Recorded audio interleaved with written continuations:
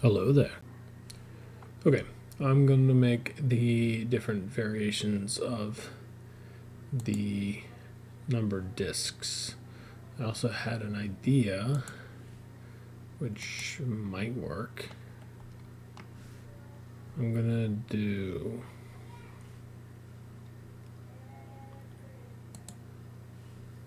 this, make a new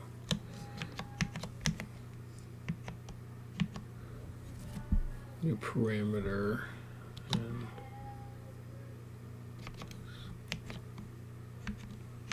number disk info.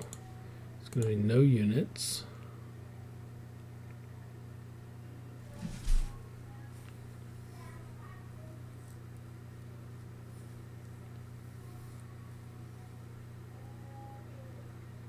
Wait.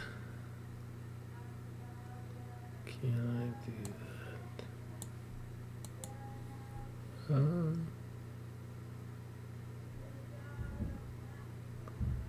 Maybe this won't work.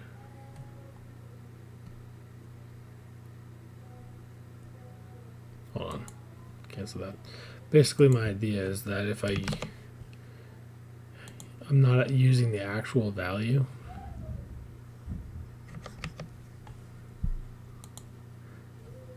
so I can use the actual value for the number of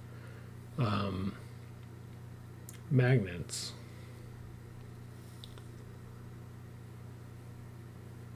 Yeah.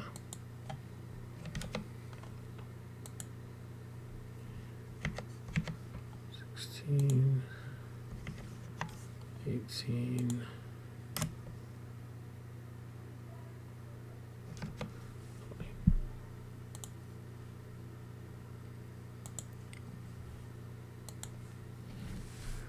So this way, I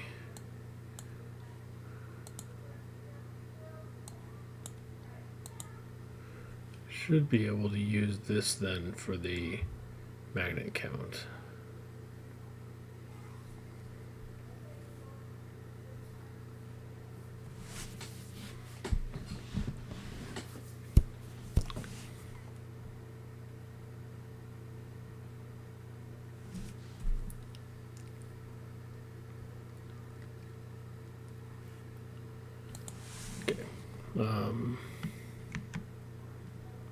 Copy this. Let's make all of our strings. Go up to 12. Actually, yeah. There. Okay. Here.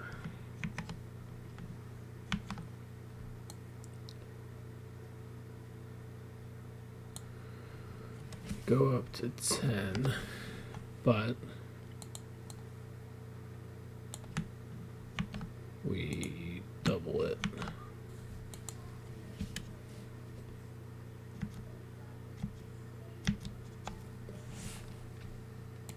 Because we want to have as many D10s as possible, because that makes it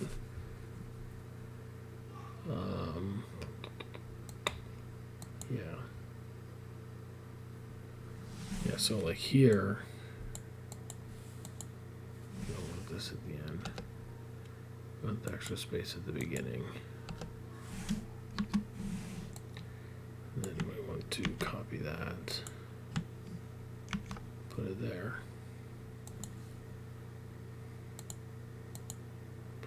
And like here for this one, now we go back to here, because we need these special space characters.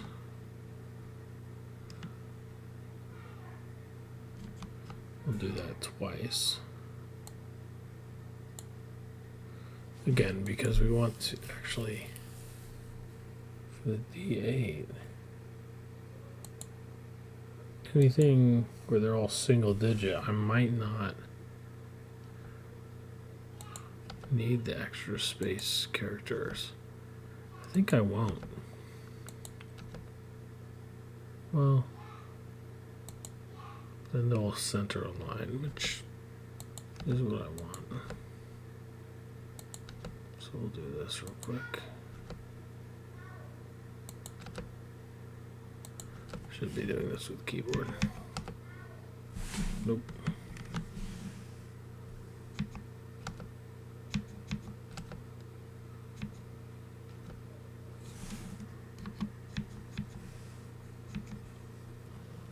Wait, what?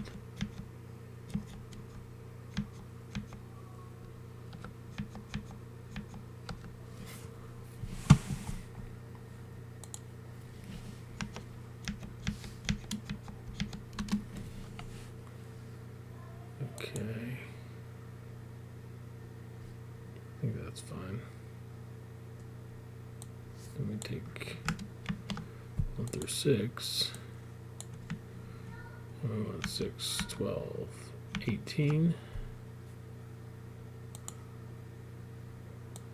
Same thing here, except we only stop at 4. Let me do 4, 8, 12, 16, 20.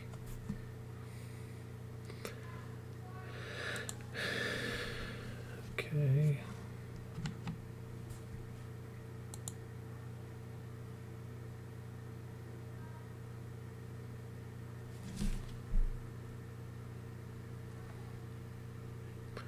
I could probably see about fitting 24 in. I don't think it'll fit. If I could do 24, then this could be 24. Actually, all 3 of those could be 24. You guys see what 24 does? Okay, do that for now. Let's look at the...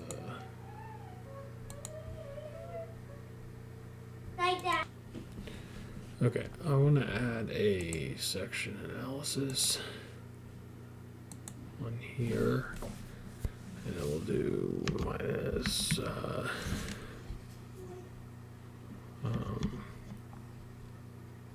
magnet thickness.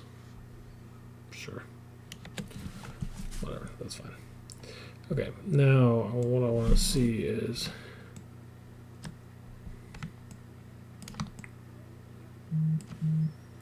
let's see what we're looking like if I change it to 24 magnets. Because if 24 works, then I will definitely do that. Alright, so here we just gotta do 24. Give it a second to think.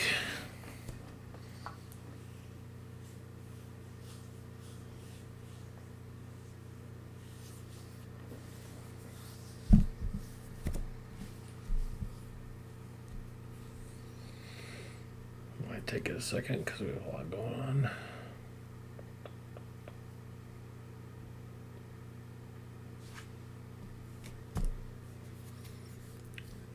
If that works, then I will gladly update these to 24.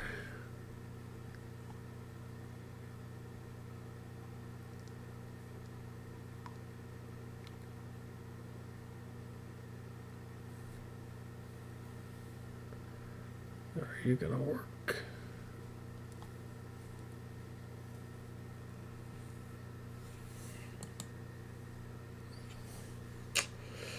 Fusion's thinking.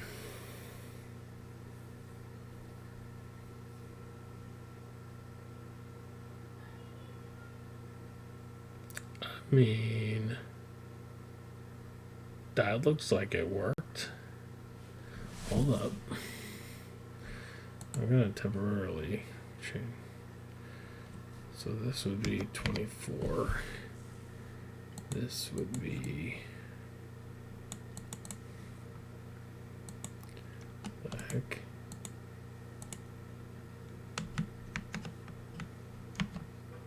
This would be doubled like that. This would be 8, 16, 24 also. That means this, we would go here up to there. 4. And this would be 6, 12, 18, 24. That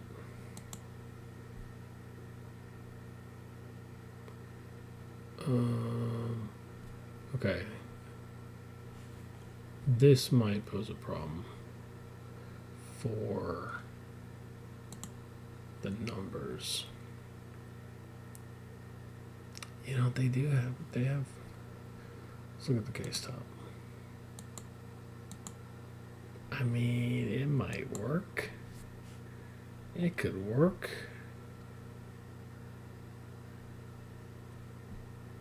Wait a second. Okay, let's see this. 6, 12, 18, and 24.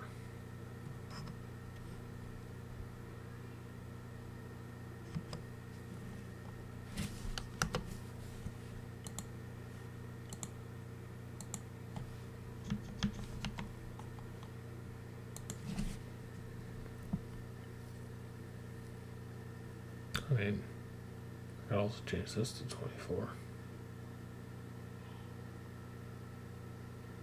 I mean, why not? You know?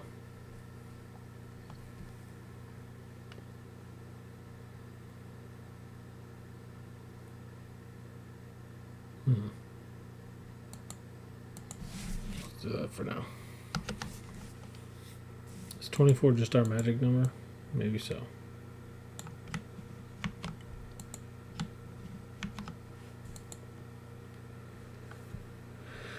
Okay, what if we now take this and we do 20, 21.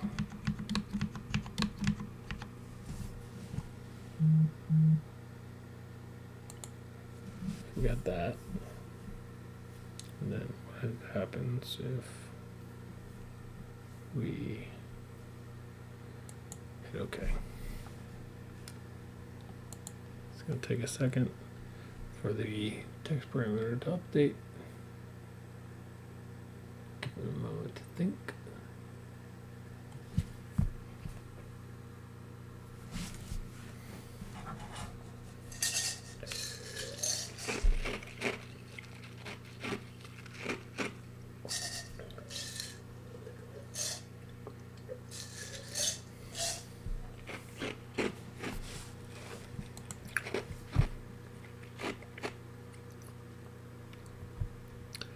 You can do a fusion.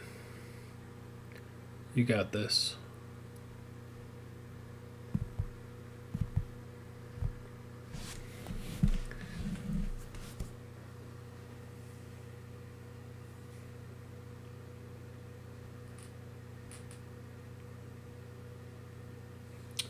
What?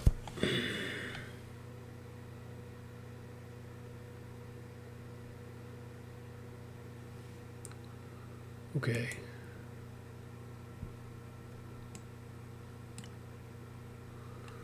So it's saying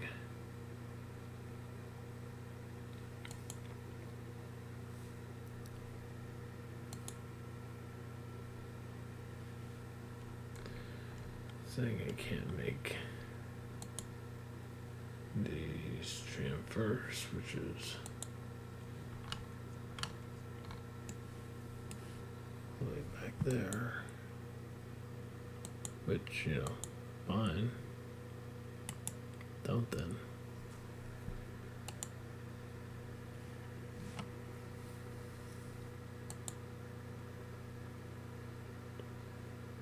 That might have been a mistake.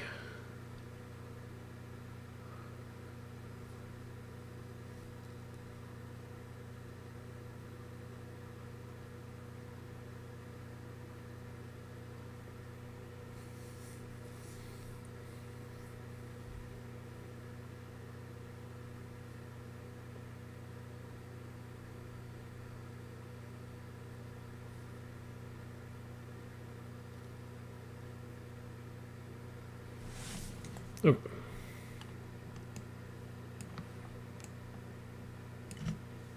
I don't like the fact that we messed up a bunch of other stuff there, so we're undoing that.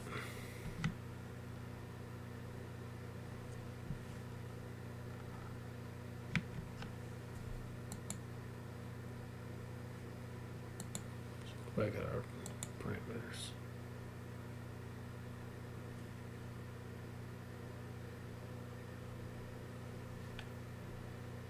That's fine. Okay.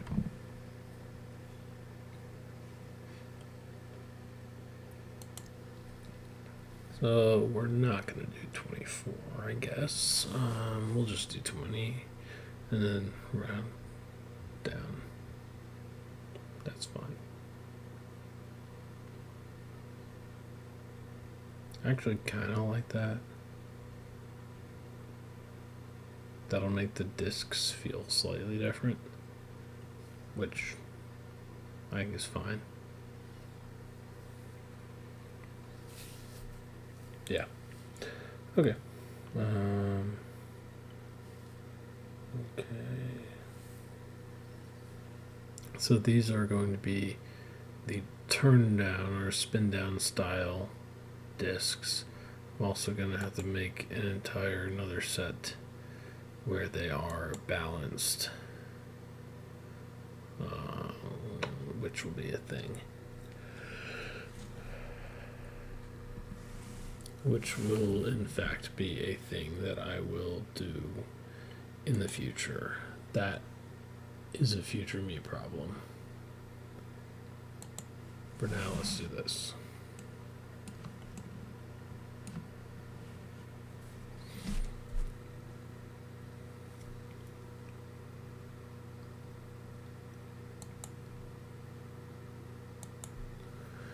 What I need to figure out is how to take a copy of this disk that won't get updated when I change parameters.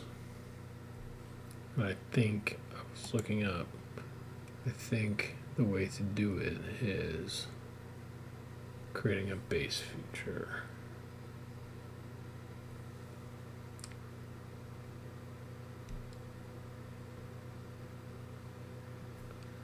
Yeah.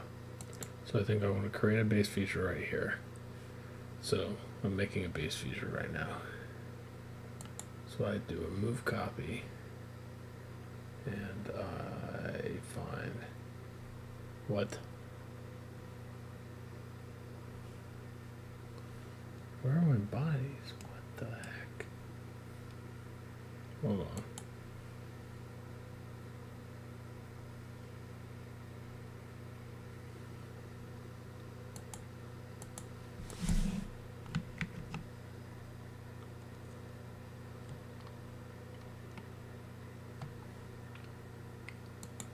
Let's try that again.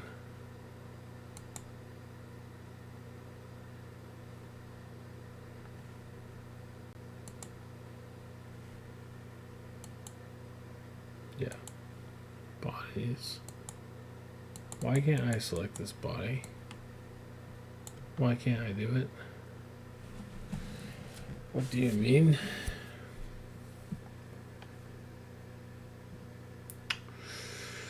Okay, maybe this isn't what I want.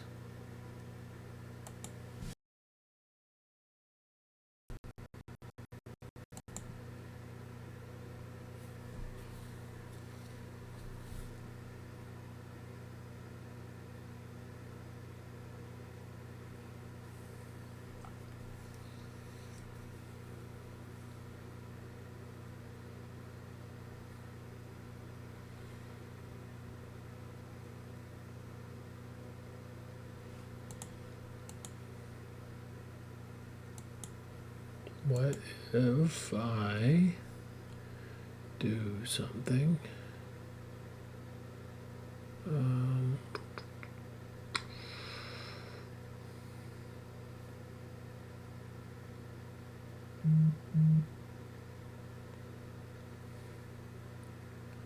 What if I make a new component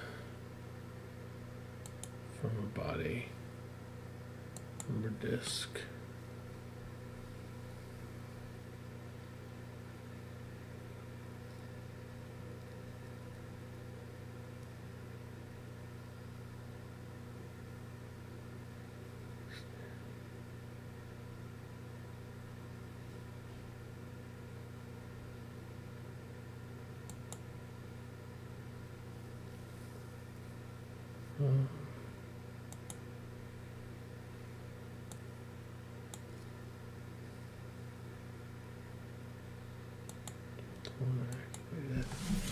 This is going to be D20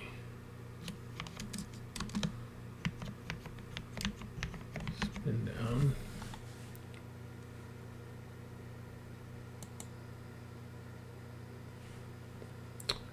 Now that is in fact not what I wanted.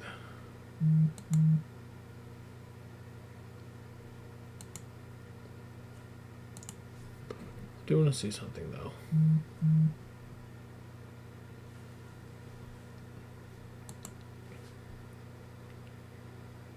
If I then change parameters and make this like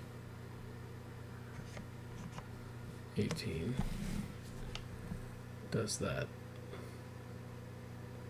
Yeah, because it's going to do it all the way back.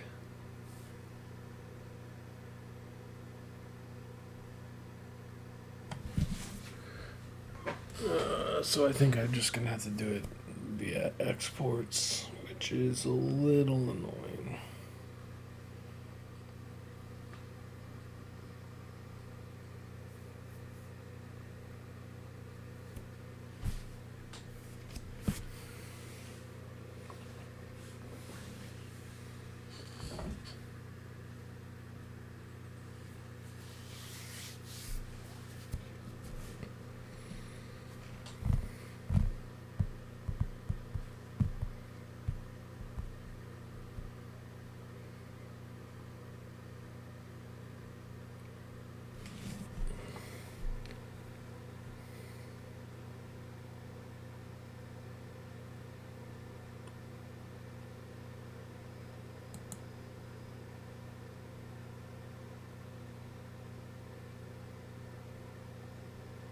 Wait a second.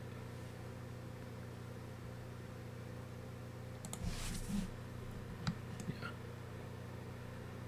So you can see that they're not lining up now because there's the wrong number. Let's delete that feature. So now our number disk is back in here. And change the text parameters to be text D6.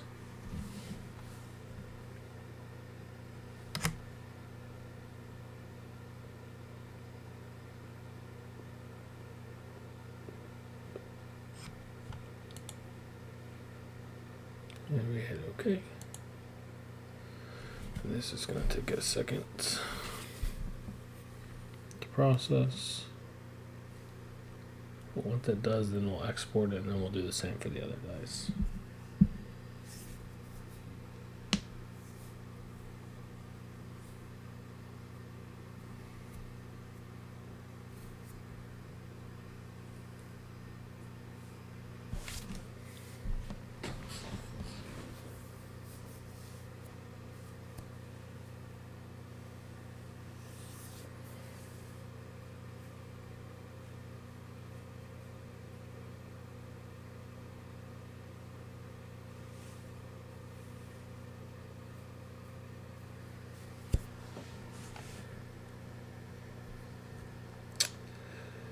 Man, this is going to take a while doing this for all of them, but it's just what you gotta do.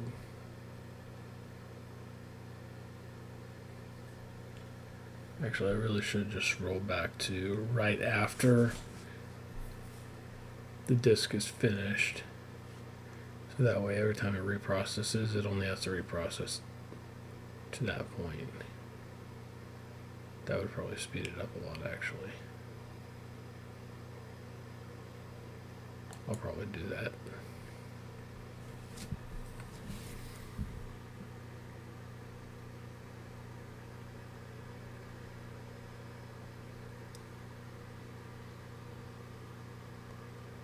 Come on.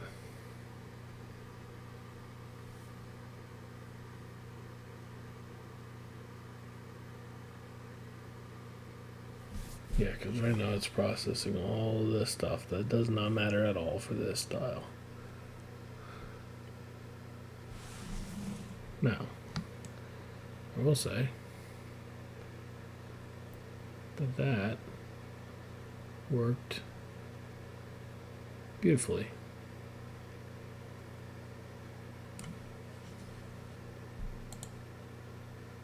So now, let's see, let's make sure. 1, 2, 3, 4, 5, 6. 1, 2, 3, 4, 5, 6. 1, 2, 3, 4, 5, 6. And key stop. Yep.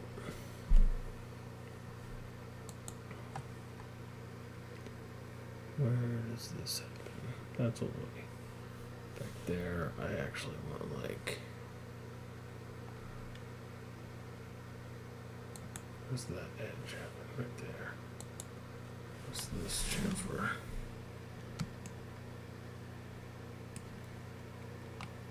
Oh, that's on the other one. That's.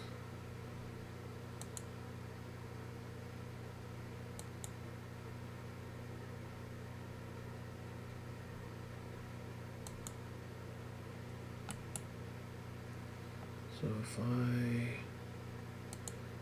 roll the history marker there.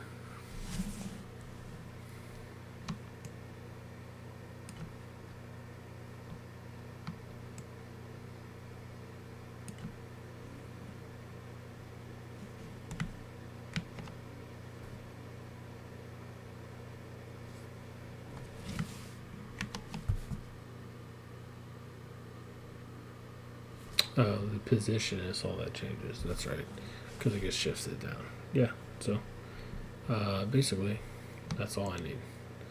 I don't need to go any further, which should help speed up this process quite a bit.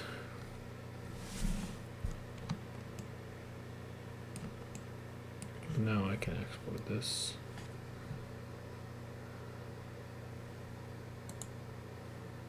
Print, number disk. Okay. And this is going to be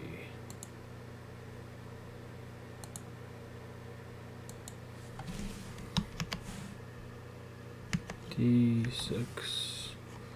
Actually, SD is going to be spin down. And then D6.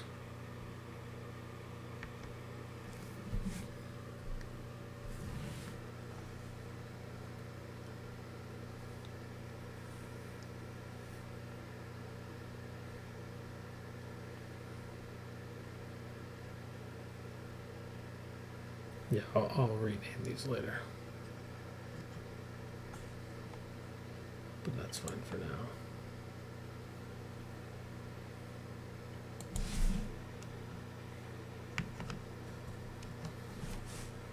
Okay, and then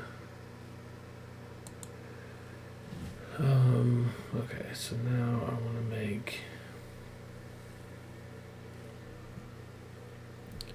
so what would a shuffle parameter, shuffle numbers look like? It'd be like, let's just, actually, let's do D6 and do copy it. So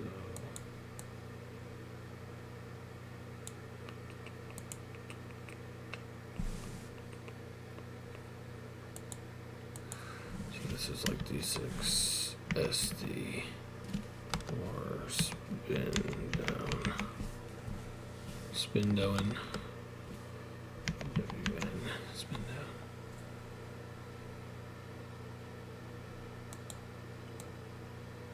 This is just D6. Okay.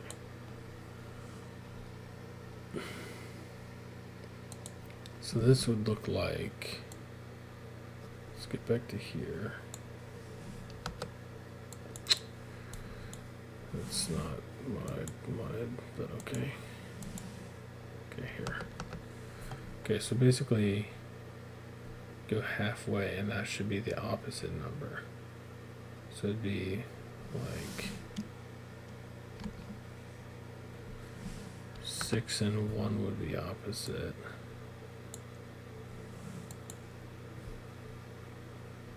6 and 1. Then I'd want 2 and wait a second. Okay. This is breaking my brain. Alright, let's think about it. So we got 6 on one side. 1 is on the other side. Next to 6 should be 2. Which means on this side of 1 should be 5. Which means on this side of 2 should be 4. Means on this side of 5 should be 3. Does that make any sense? I don't know, man. So basically, the opposite numbers should equal. So if we split it right there, opposite numbers should equal 7, like a normal die. So 6 and 1, 2 and 5, 4 and 3. I think this will work. I think this makes sense. And this way the numbers are like high numbers and low numbers are intermixed so that there's not one side of the die or one pattern that's higher. Okay. Now since I already used texturing D6, this should just update. And we'll see how it looks. Hopefully it takes less time to update since we, rolled back for 3/4 of the history.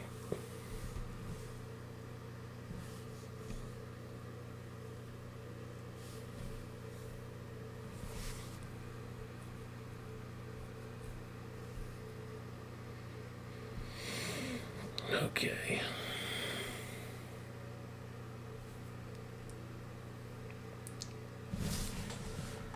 While that's happening, I'm going to look over here. Oh. Yeah, so you already have it. Okay, so now opposite numbers should always equal 7. So 6 and 1, then we got 3 and 4, 5 and 2, 1 and 6.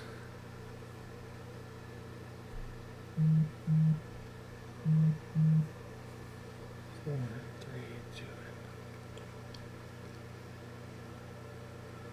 and 4, 5 and 6, yeah.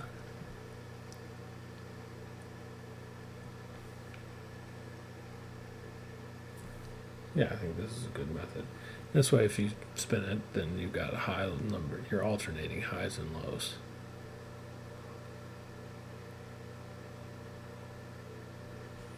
Which feels the fairest.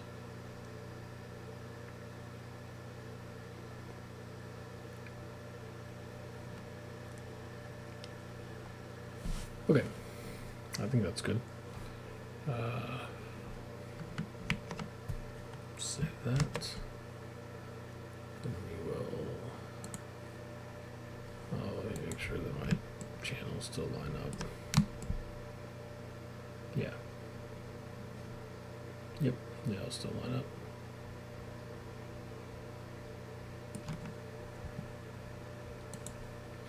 Also, not having the extra spaces definitely works, so that's good.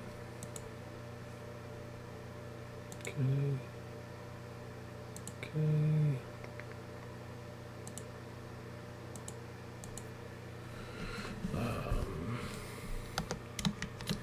ST for standard.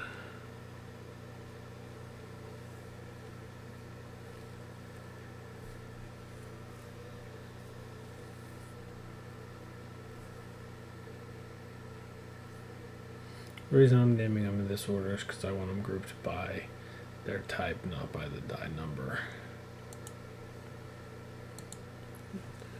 Okay, I'm gonna pull up that folder real quick, actually. Over here.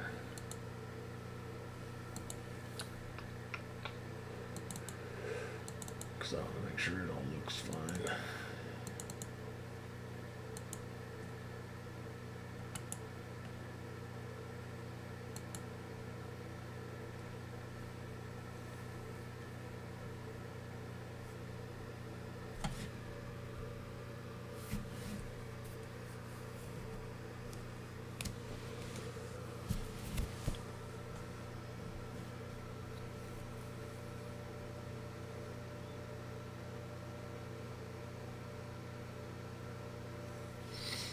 Okay, looks fine to me. Okay, so now change parameters again. So we did. We need to make the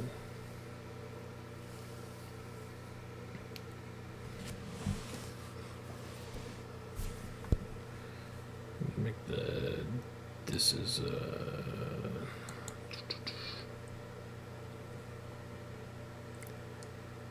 let's duplicate that.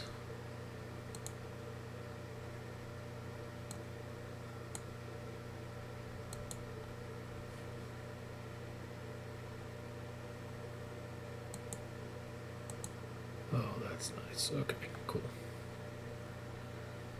I don't know that I even knew you could do that. Oh, that's crazy. Okay. So this is the spin down version.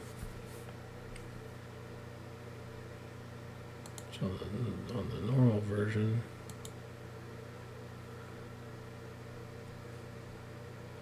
let's just try to think this through. Okay, so basically they need to be swapped. Every other one needs to be switched.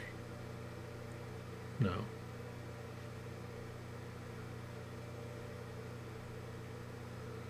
No, because it's halfway, which is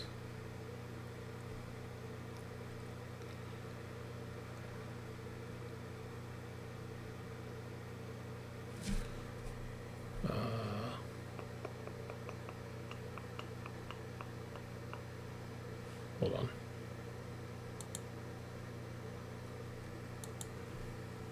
I change this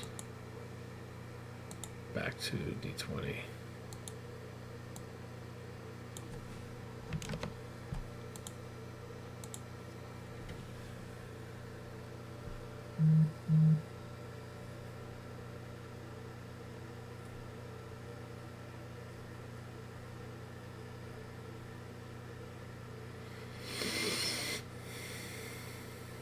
See what that does.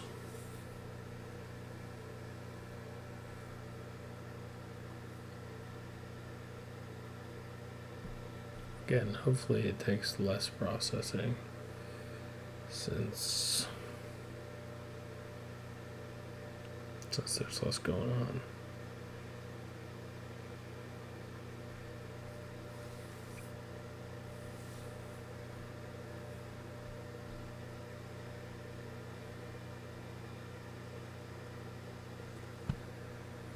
Okay. Let me change our parameters. This is something I was going to try. Oh, why did it unsorted them? That's okay. The dial magnet count is going to be D20.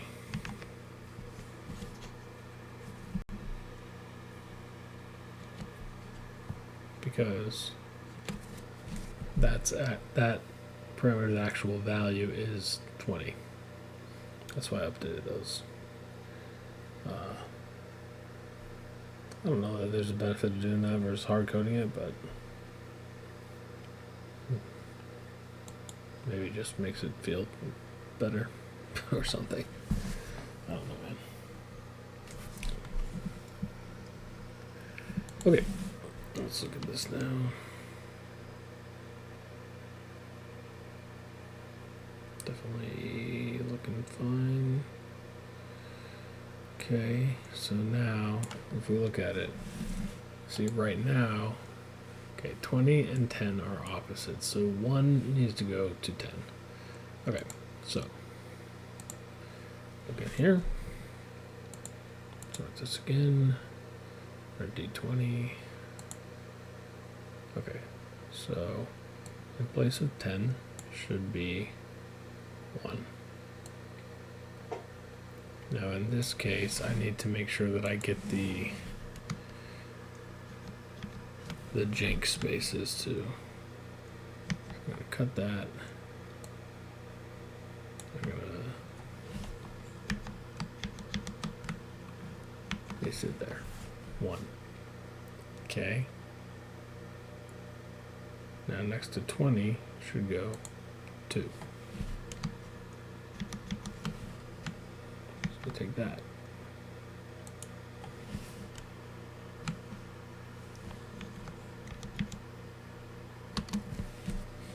Take that, and then 19 should go next to 1.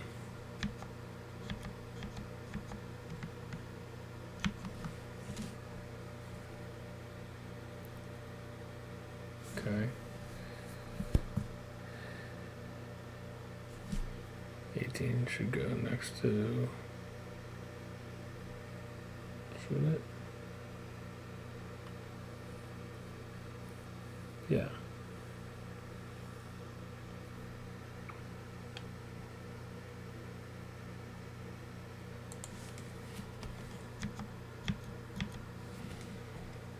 Yeah, 18 should go next to 2.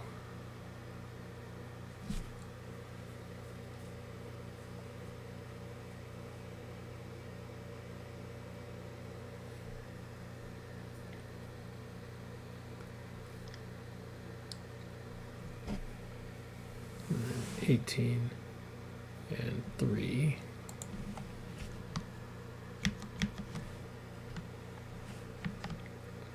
Take that, and that goes next to 19.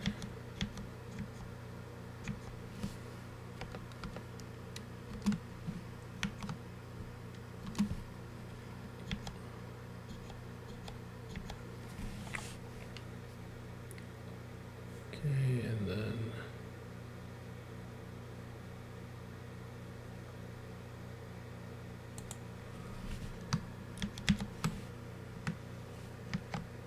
four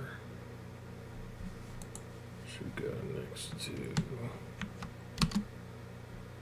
18.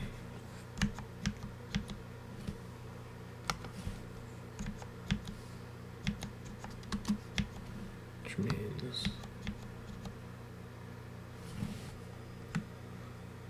17 should go next to 3.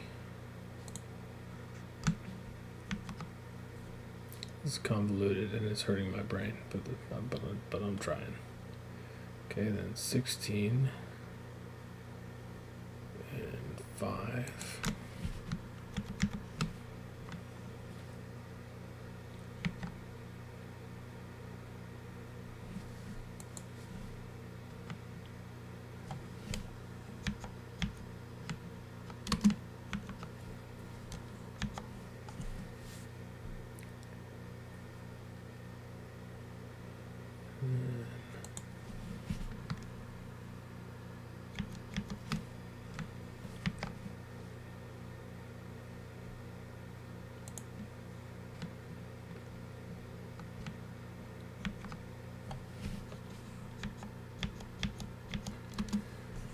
And 6 pairs with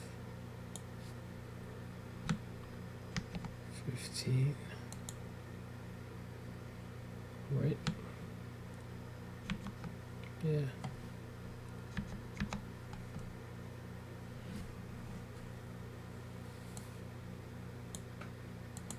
And then 14 and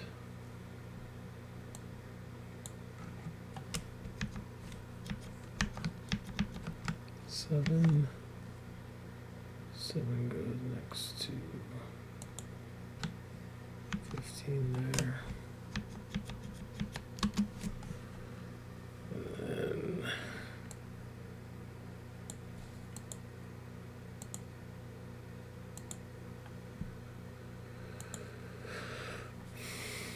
8.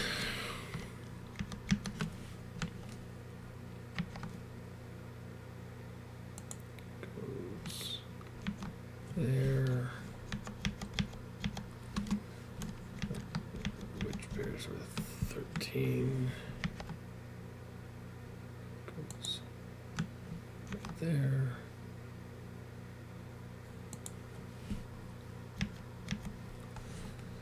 And then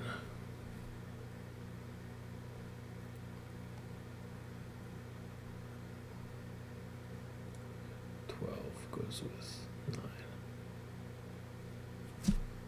No.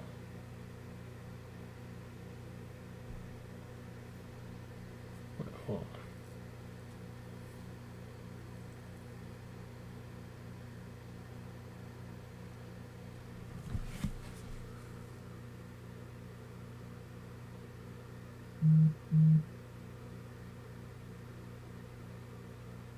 Oh yeah. Okay. Yeah. 12 goes with 9. This method doesn't work. Because that means 10 goes with 11. Oh wait, no it does. 11 goes left of 9.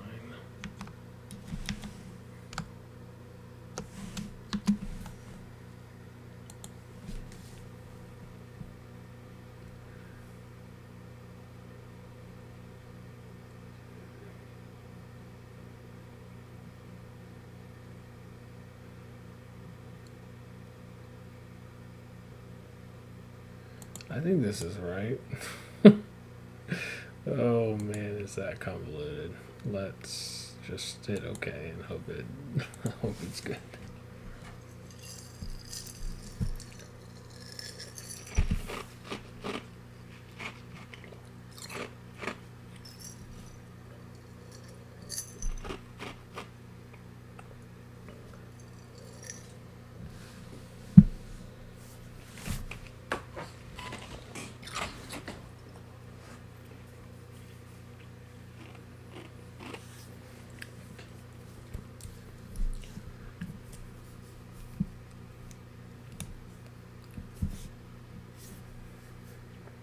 Oh, you know what?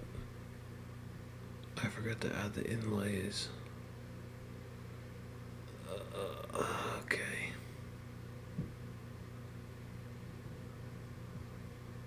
Yeah. I gotta do that real quick.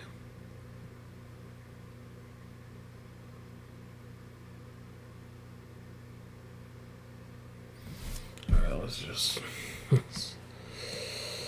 take a peek. Okay. Well, everything is ruined, but we'll look at it. So we got 1, 2, 3, 4, 5, 6, 7, 8, 9, 10, 11, 12, 15, 14, 16, 17, 18, 19, 20.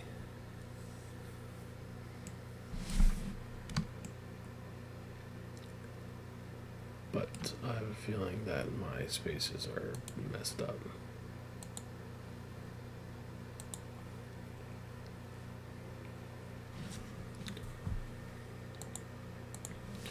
So let's go back here. Okay, so I know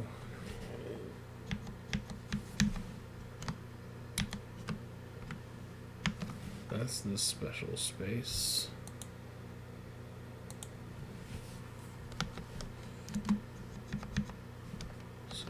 each of these should have a space, special space. This should just be a space,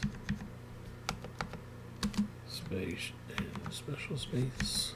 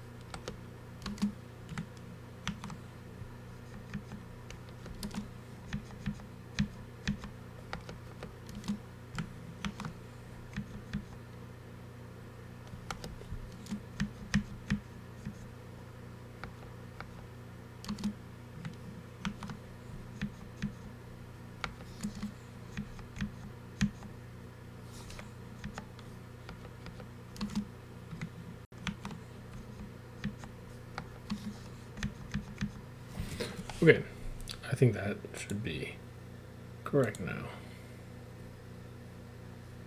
And it is exactly the same length as this. I can just tell by the fact that they end the same, because all of these should have the exact same character, just in the shuffled order. So, let us see how that bodes. They should get evenly spaced now.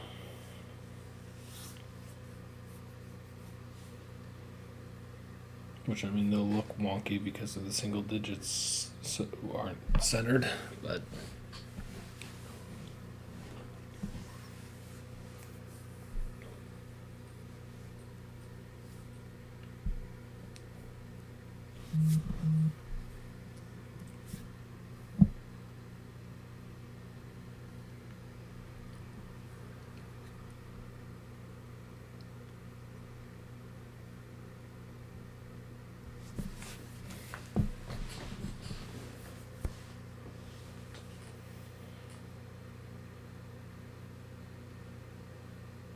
okay. That looks more right.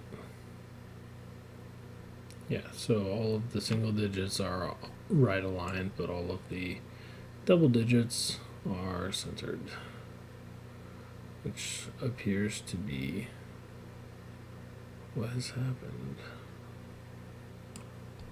That is great. Okay, now let's look back here again. So we've got 1 across from 20, 2, 19, 3 and 18, 4 and 17, 5, 16, 6, 15, 7, 14, 8, 13, 9, 12, 10, 11. Yeah, so the 10, 12 is, I think, the closest. 10, 12, 9, 13, or 9, 11. But that's just what it's going to be. Okay, so what I was talking about, what I want to do, is hit this sketch. Hello, where are you? Sketch? No. Yes.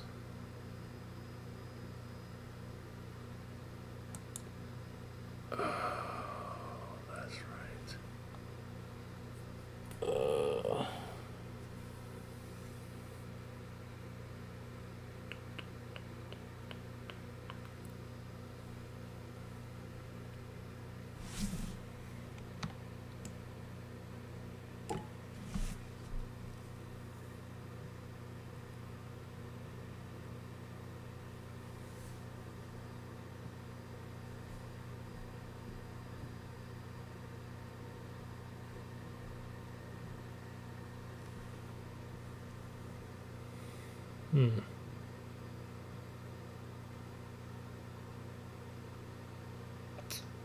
What is the easiest way. Okay.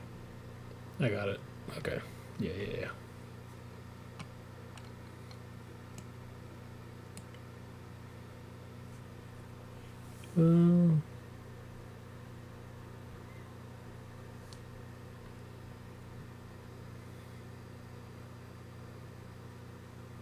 Yeah.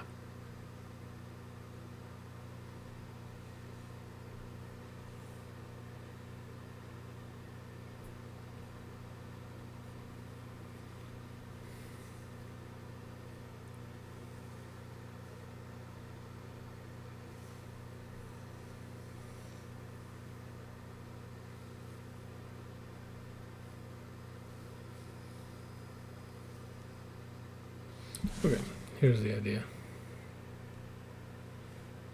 We go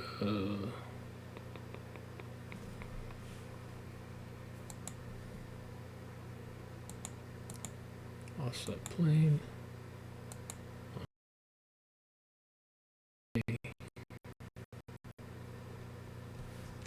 Okay. We create a sketch right there. And then we project that guy right there. And we want to do an offset of minus text height times 2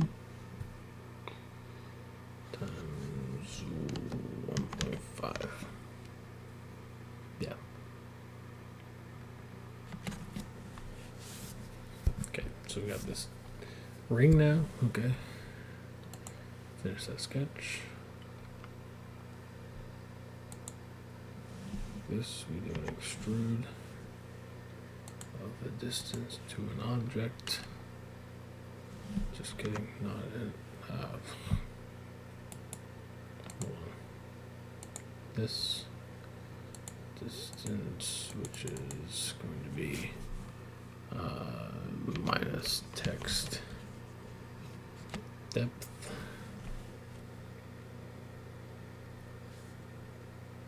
Don't want to cut. So there's that give me.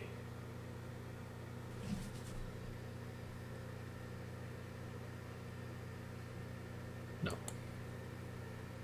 I want the opposite of that.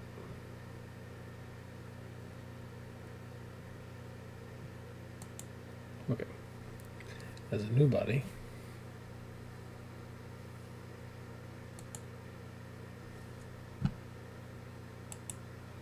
now we do create component from body. This component is going to be called inlay.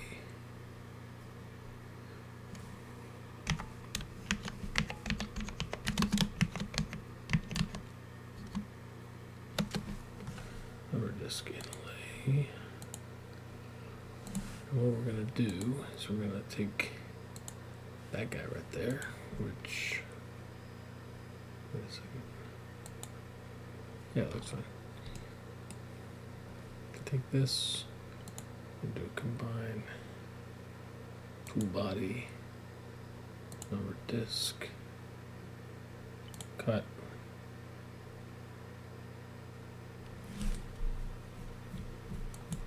keep the tools, then we hit OK. Should give us a bunch of bodies now. Yeah, but because I put them in the component, they're all in one spot, which is sweet.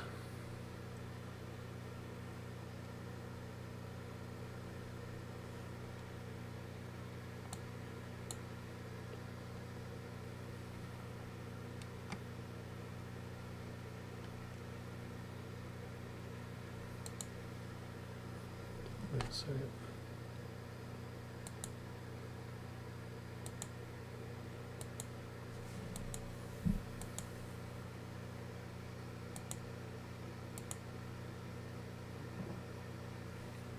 Oh, I realized that I did that just now. That's interesting.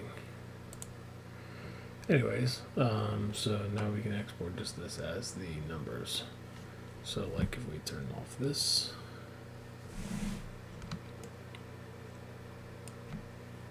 there is just our inlay, which is what we want.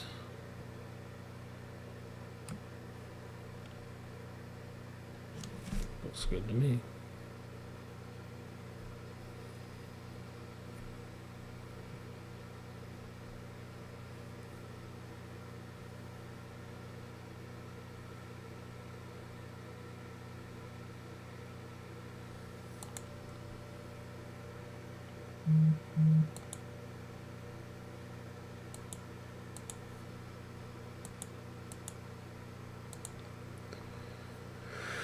Okay, now, that's not what I want. This right there.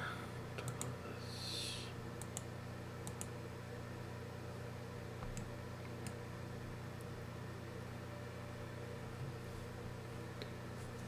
Okay, let's just save this real quick.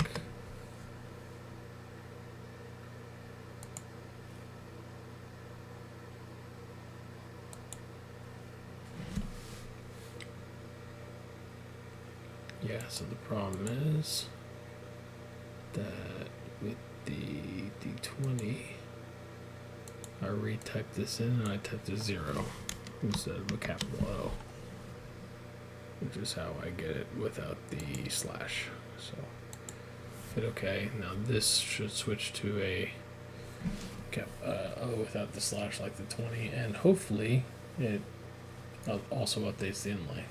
We'll see how that works. That's also a good test to do. This will take longer to compute because we just added that stuff though, which is not ideal, but you know.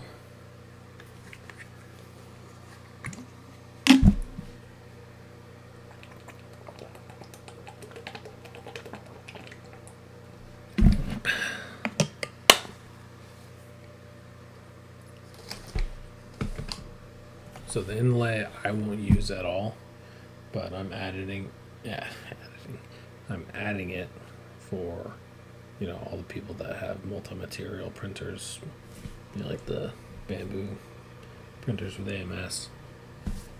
And there we go. See, it updated, and our inlay also updated accordingly, which is why I used the join for it.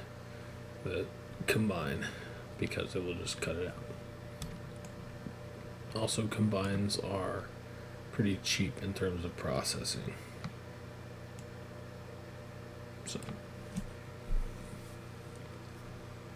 I kind of wish I did it without the. Do I though? Without the chamfer.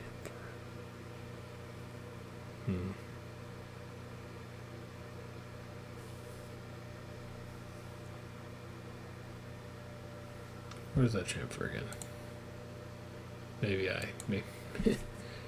Maybe I changed that.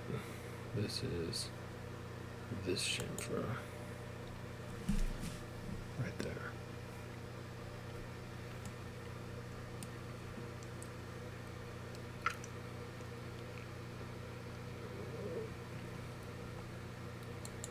What is this chamfer? Oh. So I don't care about that chamfer at all. This chamfer, can I easily just... No, you're not gonna like that. Can you do this? Can I one at a time? No, yeah, it's not gonna like that. Hold on. Good, we're frozen. Thanks. Thanks, Fusion.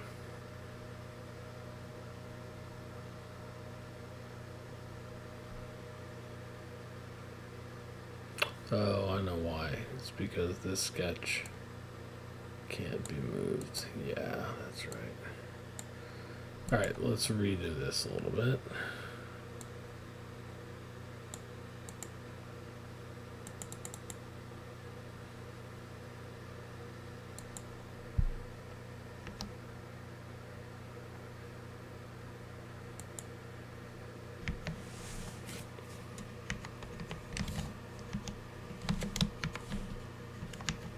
I'm going to fix this in a minute.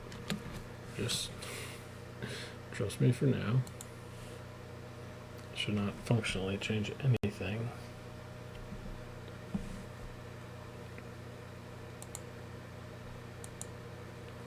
But what it should let me do is I should be able to move this. Now, yeah. Now.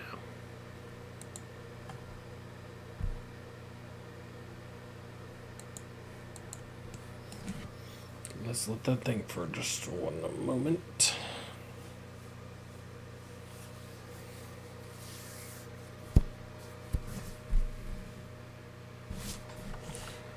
Okay, that looks fine. This is why I did it. So now the chamfer happens after we combine them, which means that there's this little chamfer edge, which I think, oh wait, it misses those. Oh yeah, I decided that I just didn't care. That's right. I think that'll give better clarity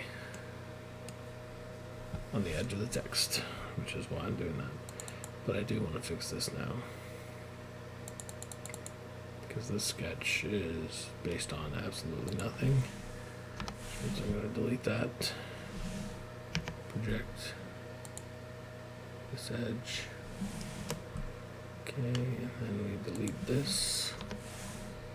Here we do an offset of minus text height times 1.5. Go. I don't know if it'll pick up the fact that it's the same profile, but we'll see.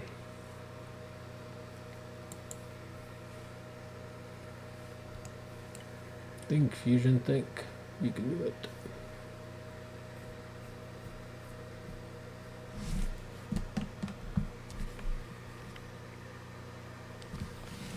Morning. Yeah, that's what I thought.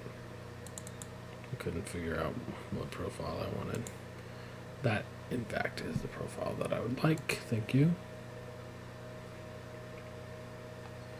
I'll think about it again.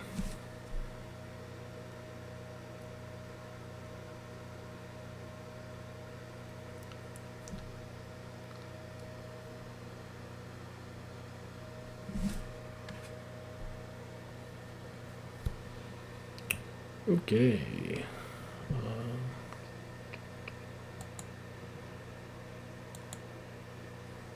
So now we've got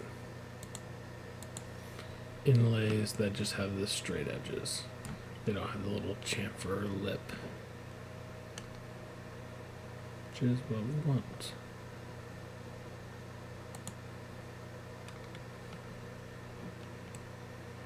Okay, save that. So I'm going to have to go back and export the inlays for the 6s, but I should just be able to change the text in the number of slots. Okay. So I'm just going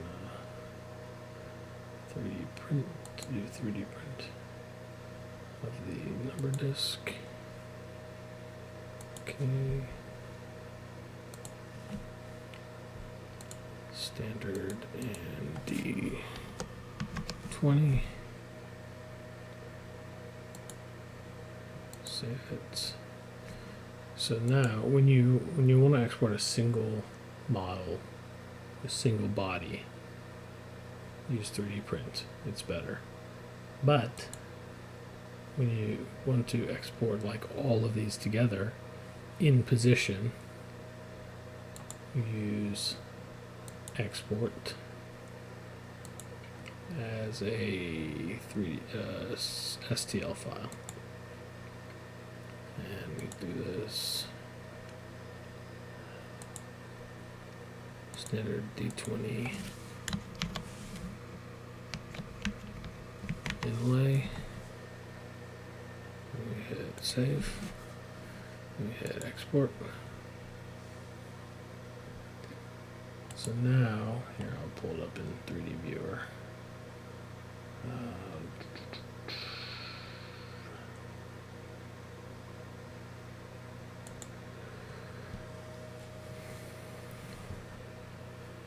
So now I've got an STL that is all of the numbers aligned properly. So what you can do with that, let me just save this, turn this back on for a second, and save it. What you can do, go into Cura, clear the build plate, prepare, and I can take my D20 inlay and the disk, bring them both in here. So I've got the numbers, and I've got the disk, which is, you know, fine and dandy and all. But I don't know how it works in other slicers, but in Cura, you select both of them, merge models, and it will figure out how to put them together. And so now you've got the. Here, let me actually do this. Hold on. Let me do it this way.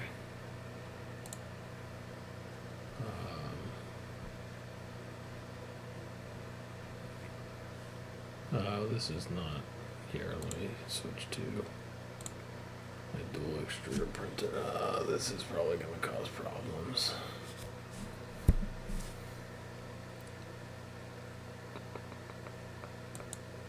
Yup. Okay. Whatever.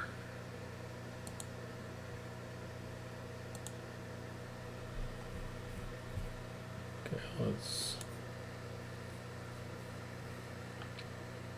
we'll do hatchbox, PLA. We'll do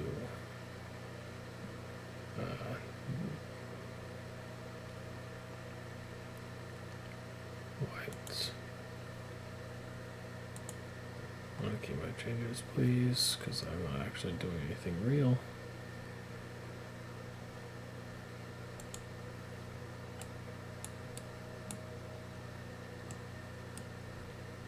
Why? Oh, that's right, because I need to do this. Here, I'll take this and I'll make this my second extruder. So now basically you can do this. So I just switched to, I have a old printer that's a dual extruder. So you do this, and then, so you set them up on separate extruders, or, you know, however the heck you do that for the AMS style printers. Yeah, merge models, puts them together, and it will auto align them because it just figures out how the geometry fits together. And so now you can print this, and then your numbers are actually filled in, colored, and you don't have to like Sharpie the top surface or something, which is what I'm planning to do. And so you get actual contrast. So there's that. So that is why I'm creating these with the inlays and exporting the inlays as their own STL. Okay, now back to parameters. Let's go to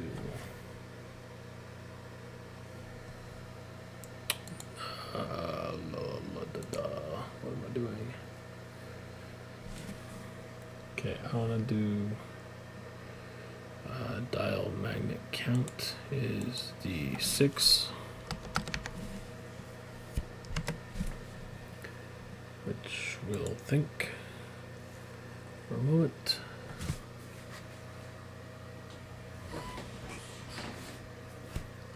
Because of all the reprocessing, this is going to take a minute, but it's going to take more than it's going to take a while.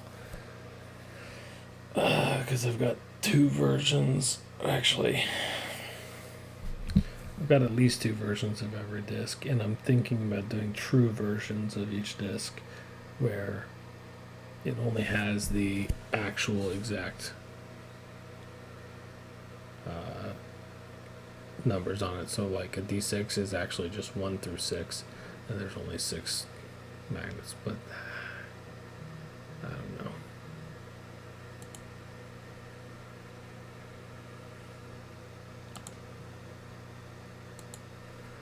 Change the text parameter. Can we change this to text string D6 comment?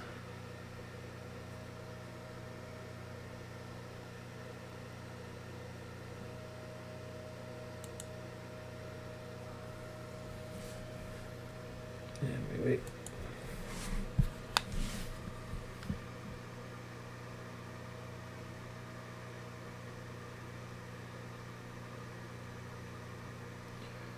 I mean, if this processed instantly, then it would go so much faster. But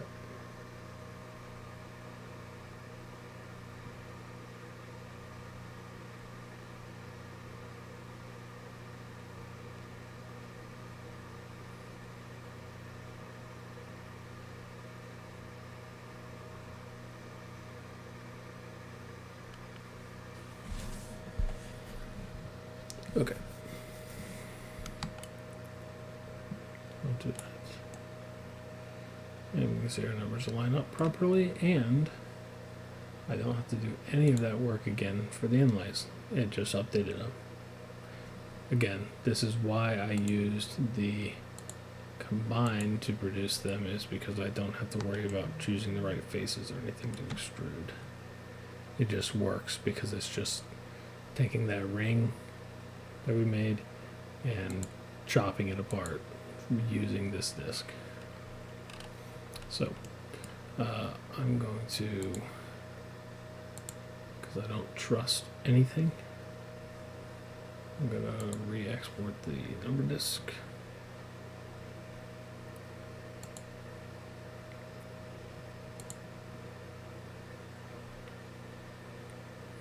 It's the standard D6. It's going to complain. I'm going to say I don't care. I'm going to save. It's going to complain again, and I'm going to say I still don't care. Okay, and then turn off this, because when you do a 3D print, whatever you select is what it exports. When you export is just anything that's visible. That's what it will export. So this is the standard D6 inlay.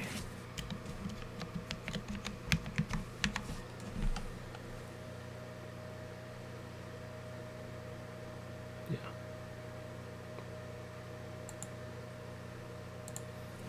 Export that.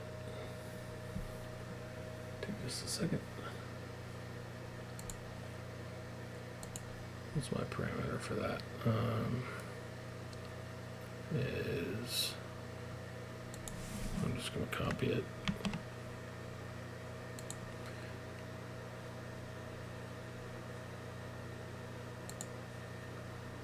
The one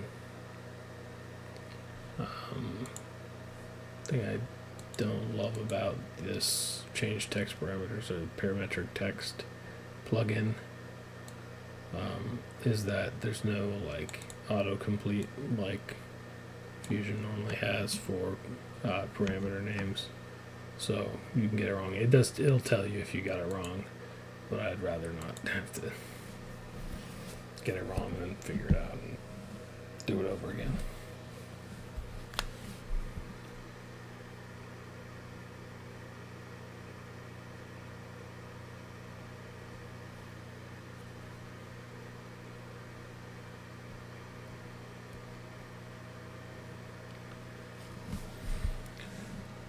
Okay, come on in.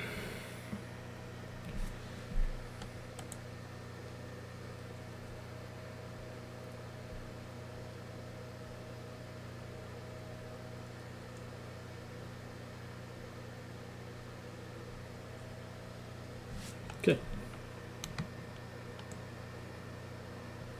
Again, make sure my slots look correct, and they do. And then make sure that my inlays look correct, which again they do.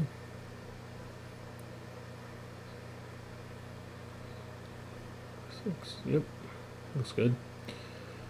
I will once again be nope, not what I wanted. 3D print the numbered disk. Okay, and this is the spin down.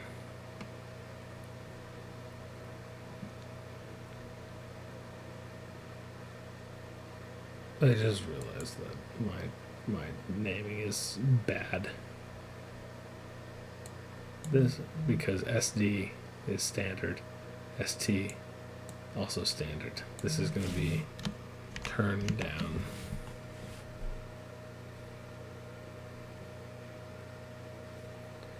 Yeah.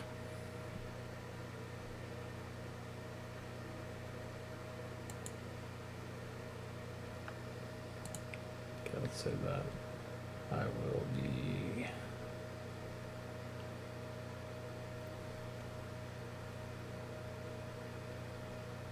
CMR. I've already forgotten what's what. Hold on.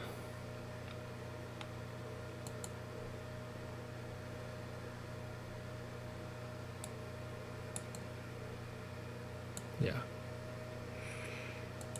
So goodbye to that one. So ST is standard, TD Turndown. Okay. So we turn that off. Do our export.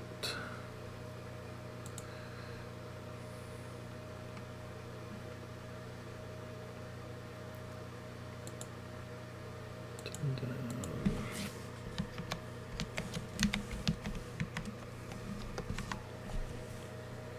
Turn down inlay. You know, I could just write it out like a sane person, but I can't be bothered right now. I've already started doing it this way.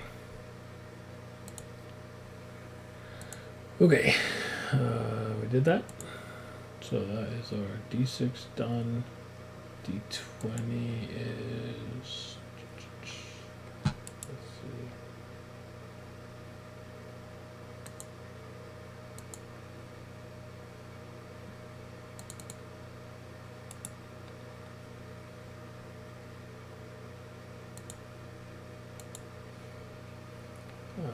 Okay.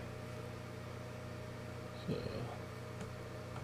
a standard D6, turn down D6. We get a standard D20. Now we need the turn down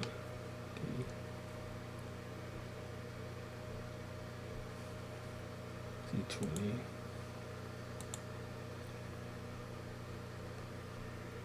Okay. So the dial magnet count D20.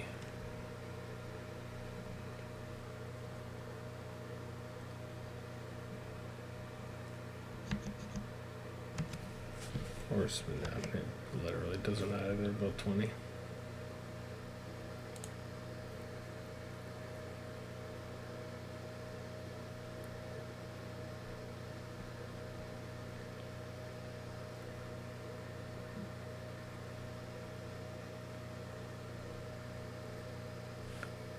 Yep, our slots got messed up, which is in fact what we want.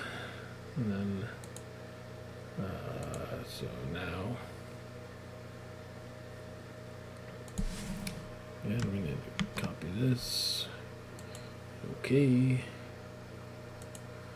Change our text parameters. This, I guess I didn't really need to copy it because I can just do 20 now. Okay. Let it think for quite some time.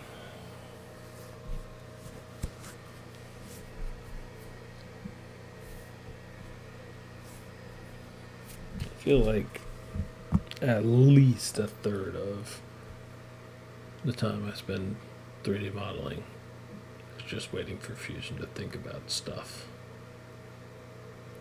Maybe updating my computer. I mean, like, getting a more modern computer might be helpful, but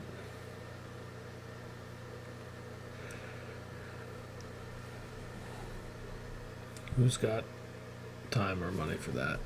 Anybody got time for that? Come on. There you go. Okay. Looking fine. Looking good. Okay. So then we 3D print the numbered disk and we hit enter. And then we go here.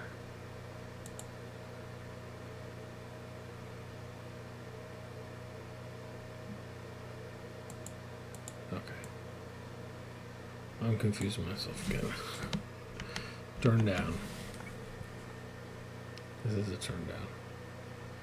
It is in fact not inlay. Just a turndown. Save that.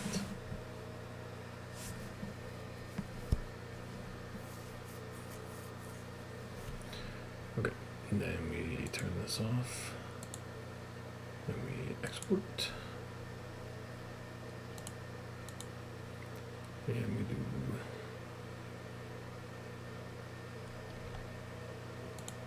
Turndown D20.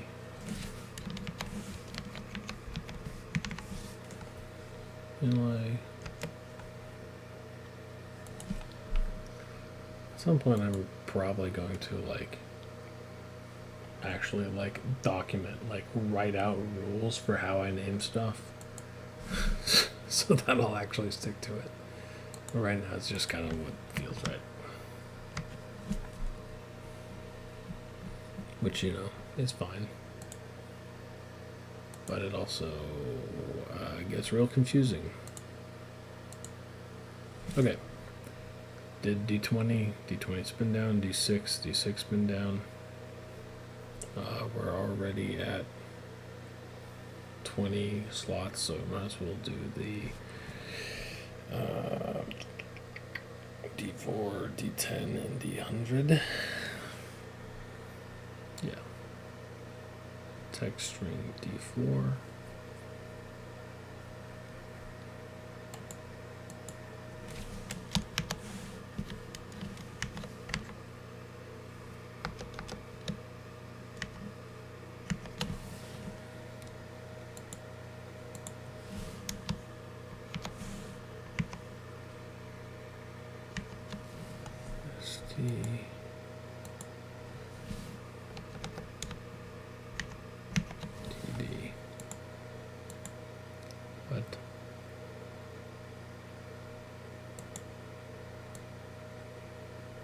What did I just do?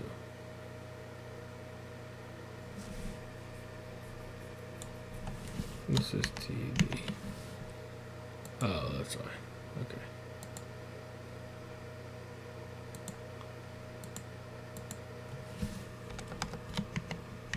Standard.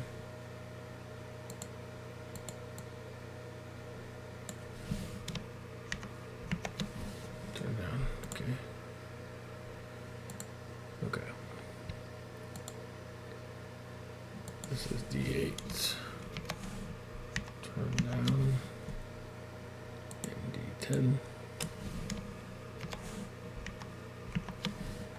Turn down. D12. Turn down. D20. I'm not gonna change that. Yeah, actually, D20. Standard. This is D100. And that is the Turndown version. Okay.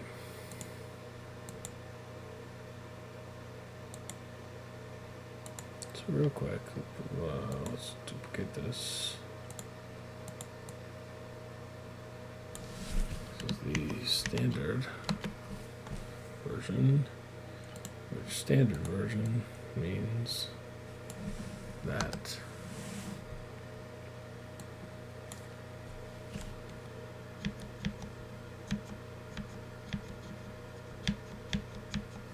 oh, that's right. Yeah, I don't need weird spaces. Okay. 4 is next to 1.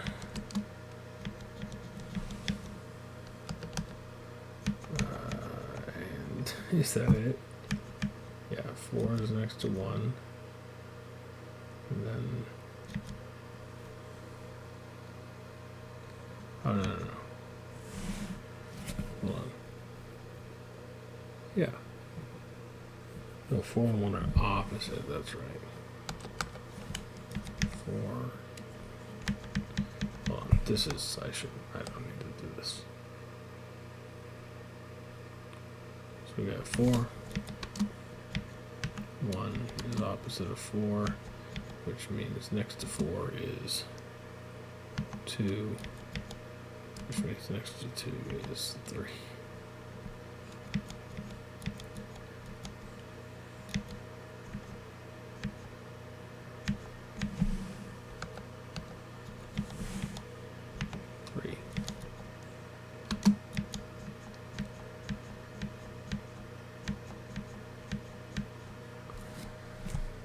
I think that's correct.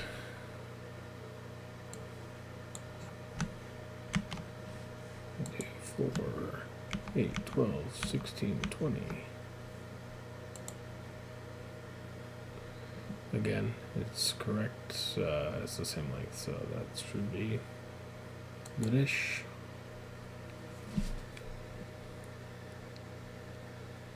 Okay, let's do the turn down first.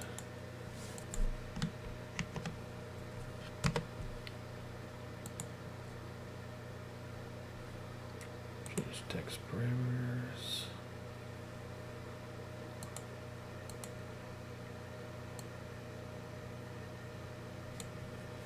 D4 underscore TD.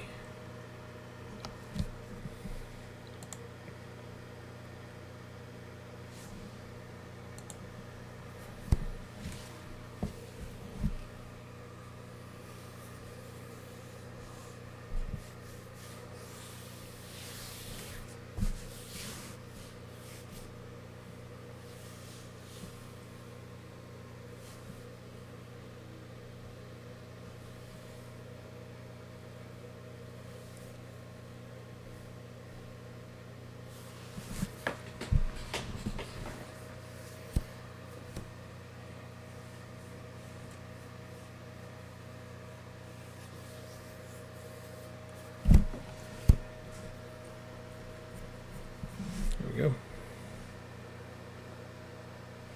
I screwed something up, I think. Oh, no, I didn't. Did I? 1, 2, 3, 4.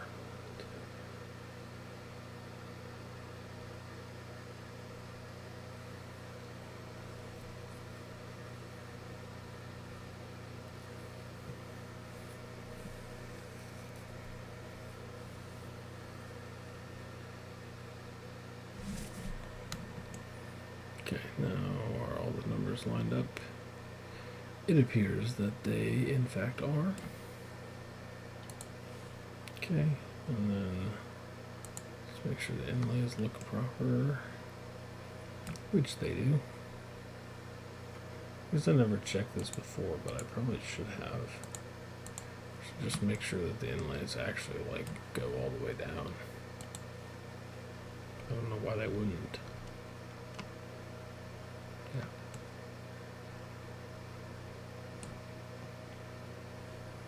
Yeah.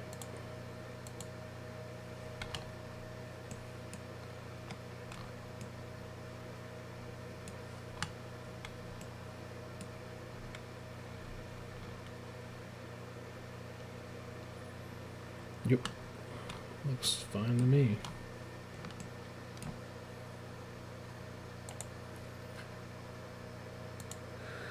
Okay. Alright. So we do a 3D print of the number disk.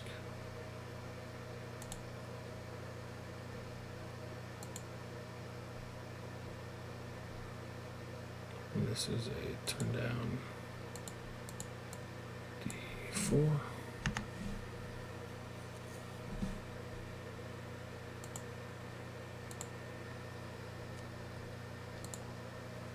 Turn this off, then we export, then we do the same, we do turn down D4.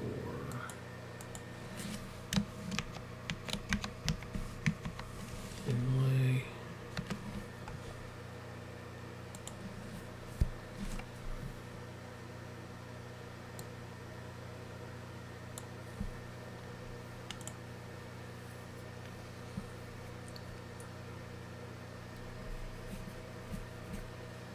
Okay. Now we do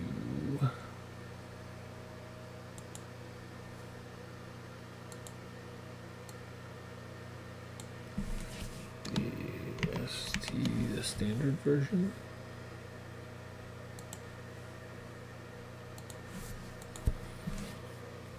Wait for it to do its thing.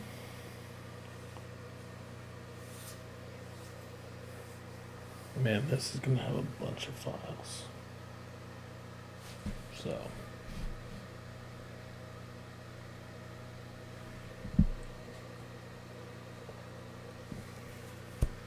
I'm going to have to make sure to name them better when I actually upload them.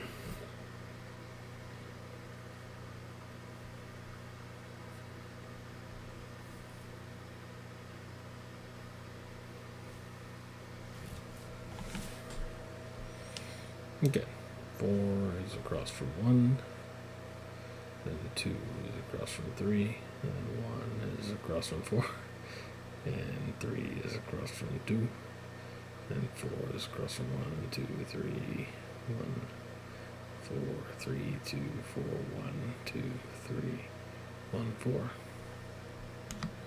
And we make sure our slots line up, which they in fact do. Okay.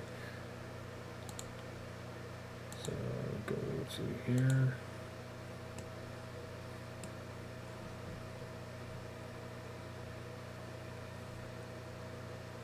And then we 3D print the number disk.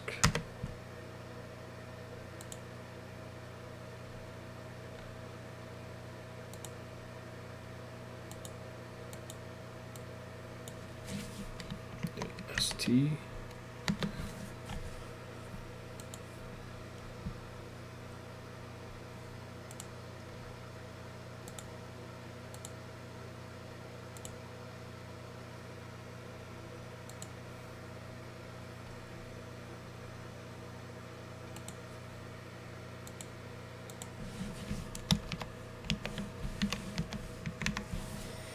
Inlay.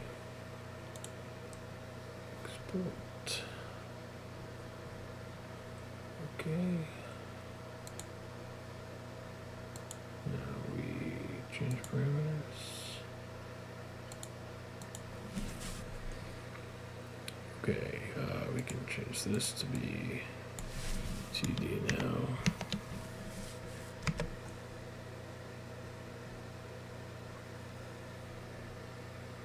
Okay, so we did D4, we did D6, did D20. Oh. Right, that. Okay, yeah, that's fine.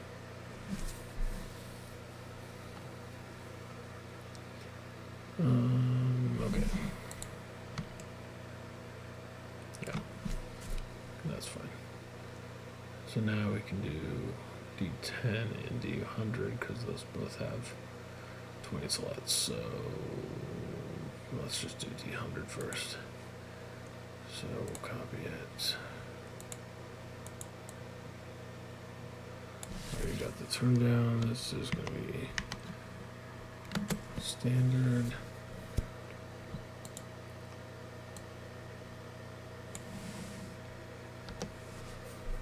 Okay, standard will be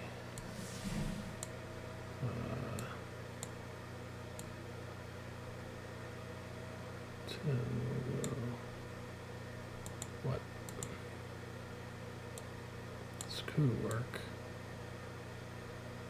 10 will go next to 100.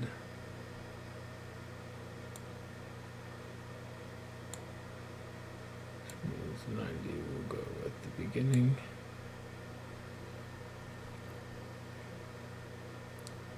Actually, no.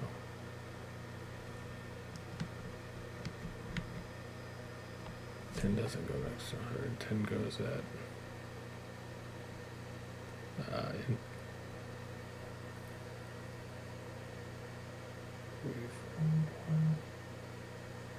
10 goes in place of 50. 10 Come on, man. Try to get. I'm just trying to make this as efficient as I can, but I'm doing worse. Okay, 10 goes in place of 50.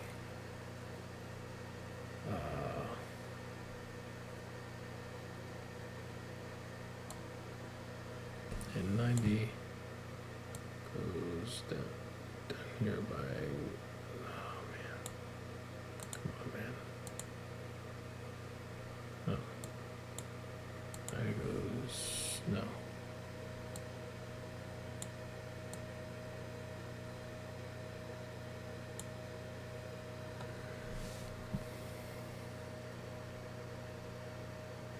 I've done all of this wrong.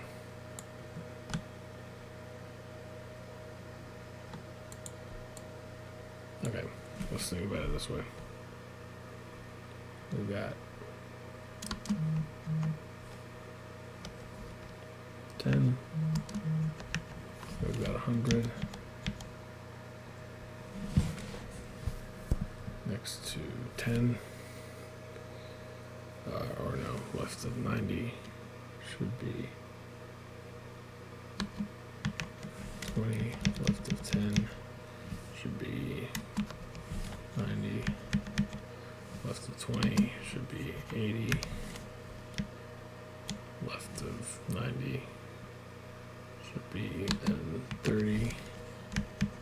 Okay, and then this should be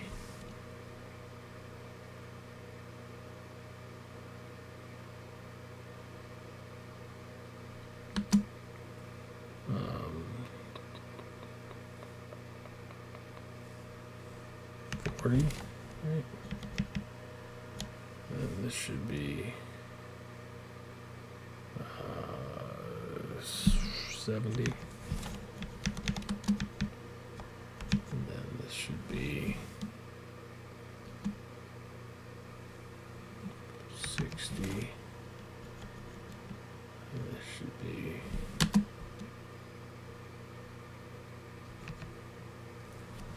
Is that how it works?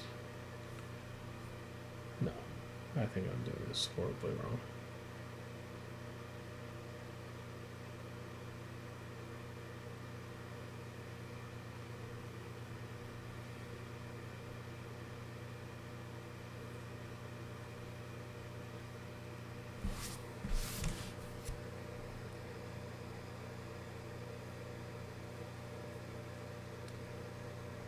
Maybe I did this correctly. I don't know, man. This is breaking my brain. Okay. So 100 should be across from 10. 20 should be across from 90. 80 should be across from 30.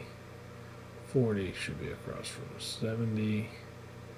60 should be across from 50. I did this correctly. I'm just... okay.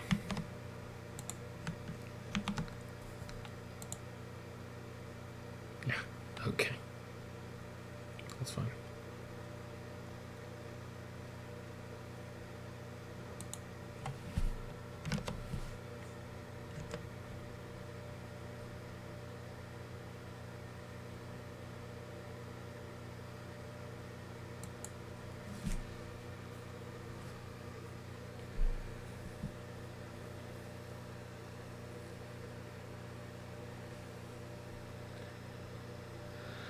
I'm actually going to rename this because this is actually a D-double-O.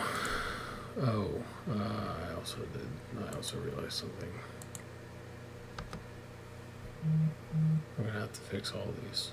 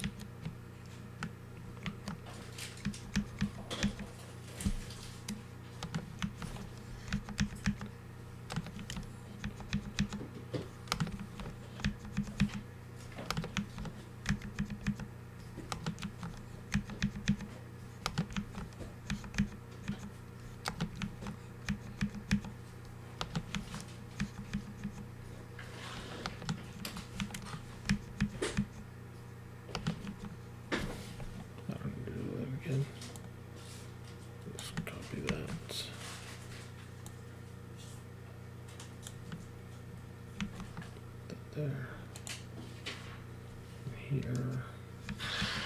Do the same thing.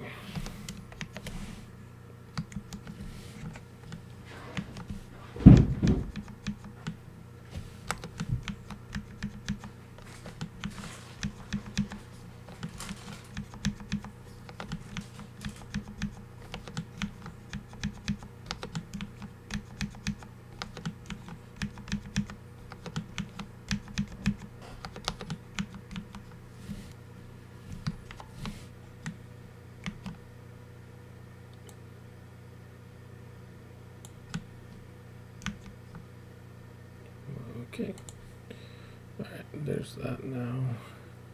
So I just replaced all of the zeros with those so that they don't have the slash. Okay.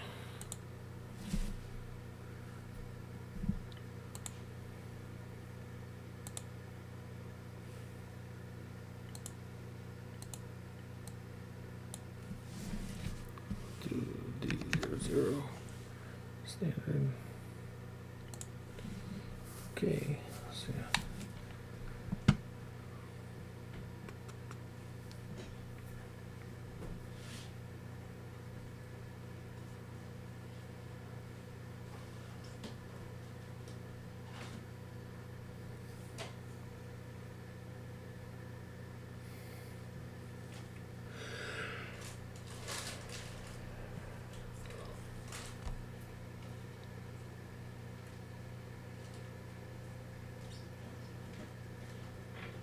what?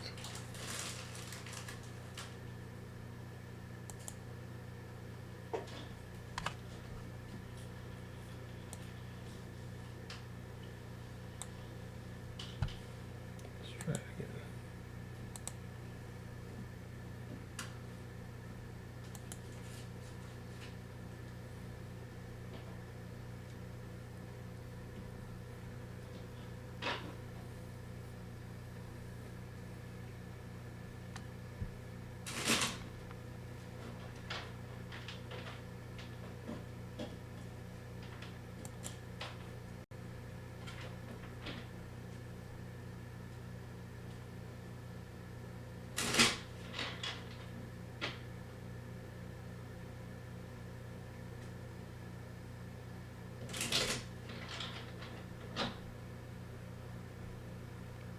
Okay.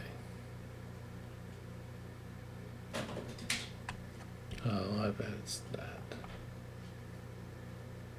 It's a problem.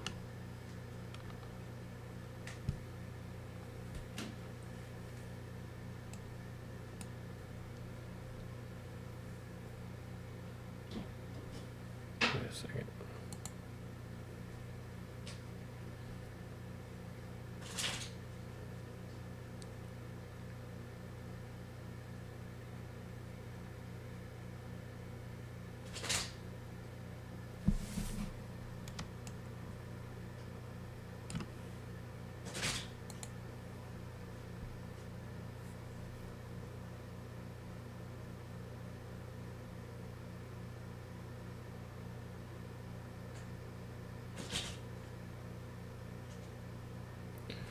We're gonna have to fix this later.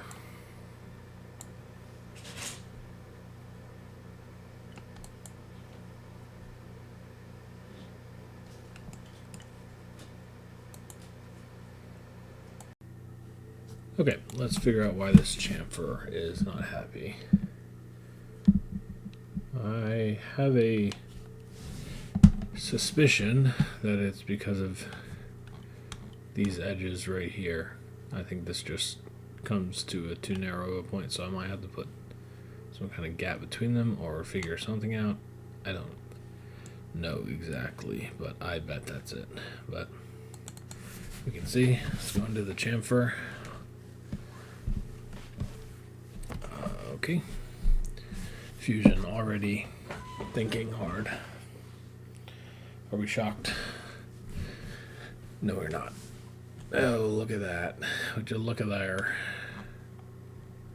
Yep. It's just too small. Okay. Wait. Yeah. Okay. So I need some kind of either space between those, or I need to pull them closer together. One of the two. Let's cancel that for a second. What is going to be the best way to do it? The best thing is going to do it by just changing the text. That is the best approach, because that means I don't have to change any of the actual features. That's ideal. Let's expand this out, actually. Just bring this over. Okay, so we're looking at the standard right here. So it's this double O. What if I change them to actual zeros?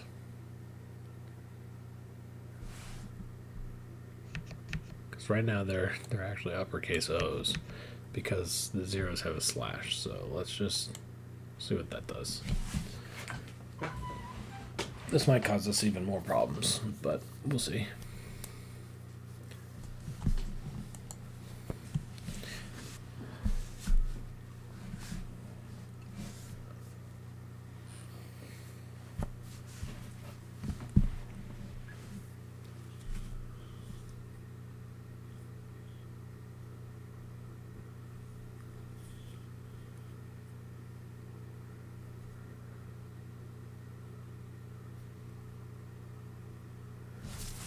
Still can't do it. Okay.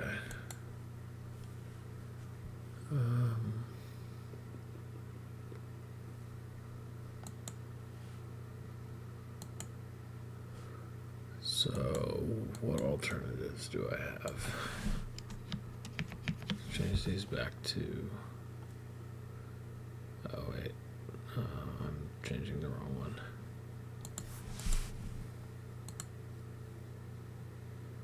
This one.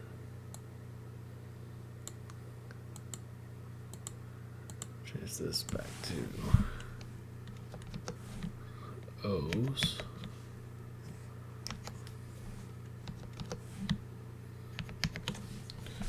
What can I do?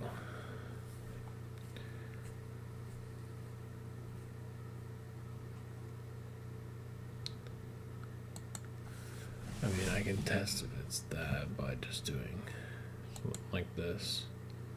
Grab one of these breaking spaces and go in here and replace one of these with it.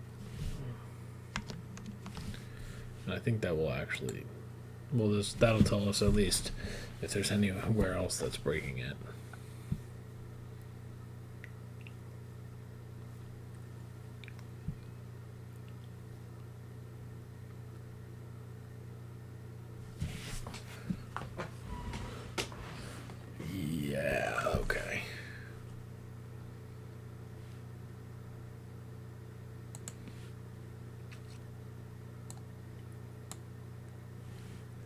If we do this.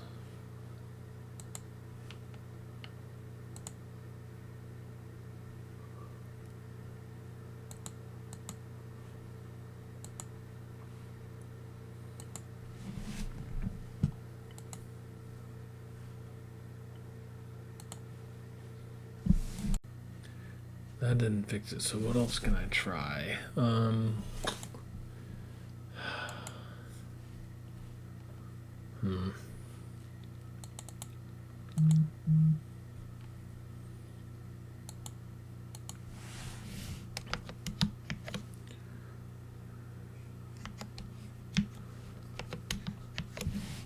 What else would be a solution for that?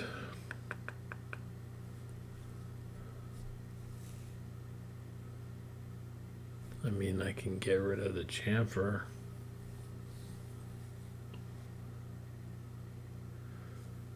But that doesn't seem great.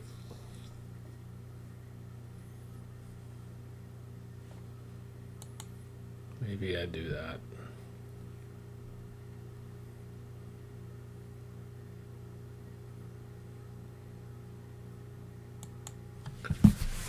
Let's switch this back and then see about changing the chamfer. See if we can get it to work. I mean, without the chamfer, it's fine, but I kind of want them to all be the same. So that's unfortunate.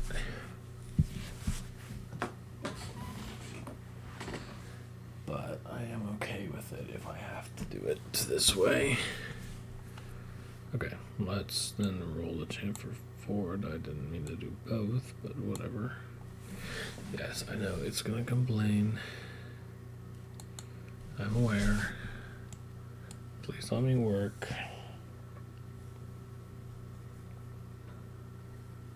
Yeah.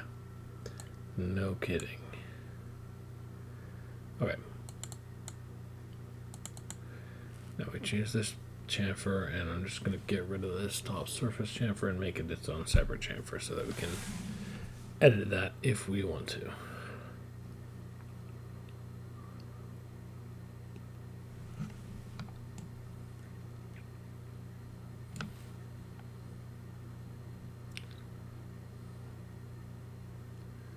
Just say bye to that. That leaves bottom chamfer still. Okay to that. Okay, now we make a separate chamfer of this top surface, and we do layer height. Well, if we do a half a layer height, does that work? I'll tell you what it does do, it does freeze up everything. No. Maybe.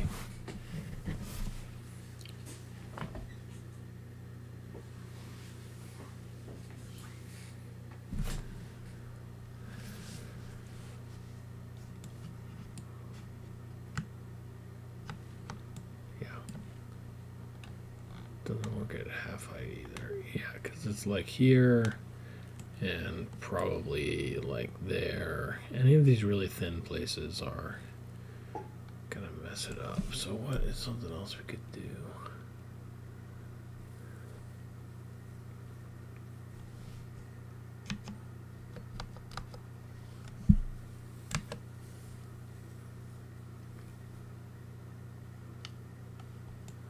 What if we made it bigger?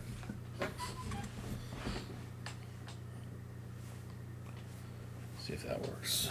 Maybe.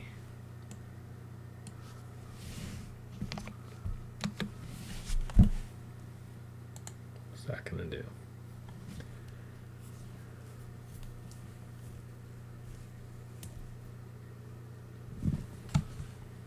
Also not work. Okay.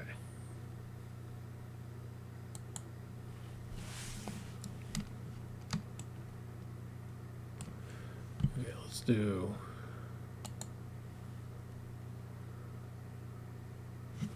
actually let's go and do this chamfer. Add a chamfer to that, which is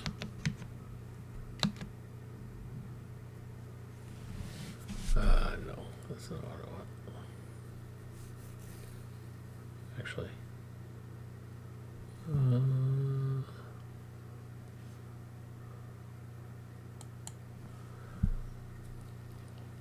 how do I want to do this?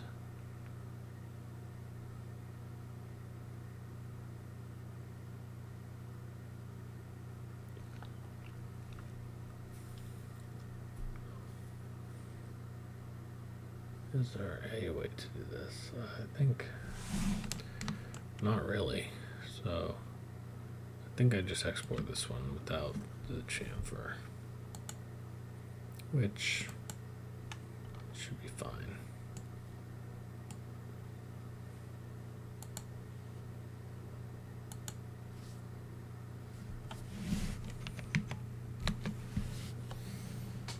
Okay, we have this just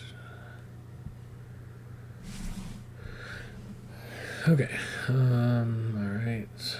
This is all fine.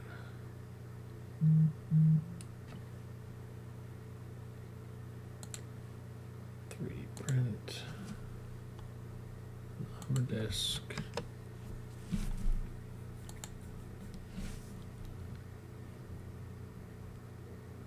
This is the standard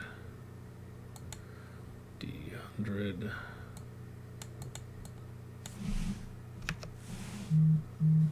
Okay. Save that. Then we turn this off. And we export.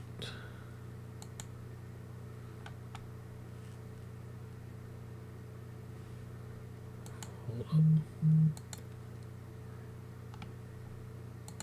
As an STL, we export. And we do find our standard D100, and we do inlay.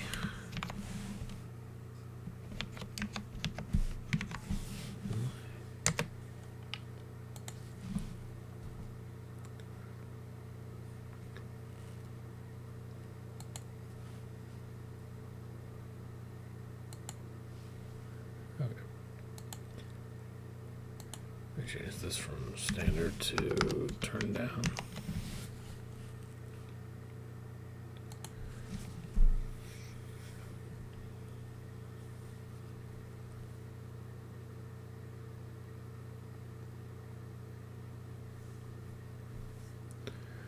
Let this think for a while. You can do it.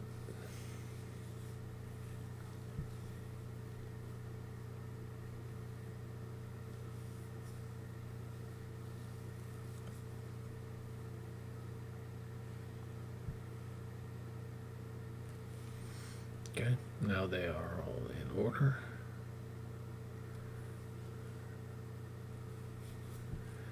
Okay, and our number disk looks also correct.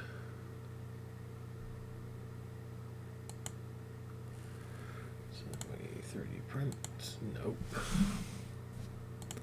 Just kidding, 3D print please. Number disk. This is going to be the D100 Turndown.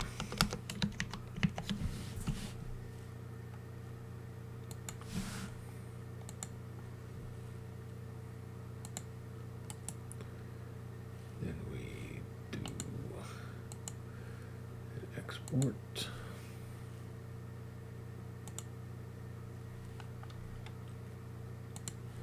Okay, turn down D100, and this is the inlay.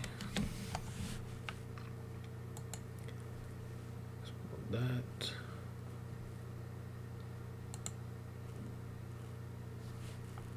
Is that all of them now? No, it's not. Okay, so I've got, let's see. D100, D4, D6, D20. Yes.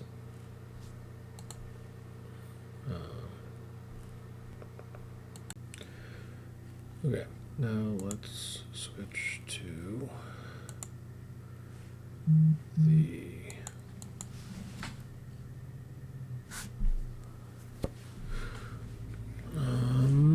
what do we have next? D46, so we got 8 and 12. Oh, 10, 8, 12.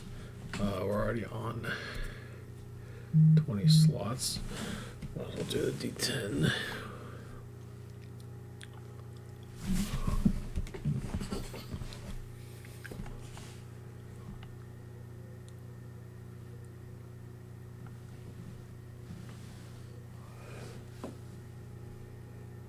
Okay, and then that's the turn down. So let's duplicate it.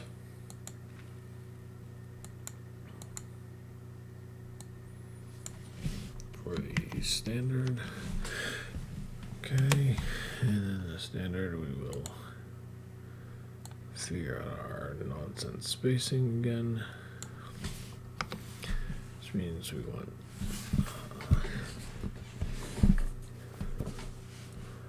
1 should be in place of 5.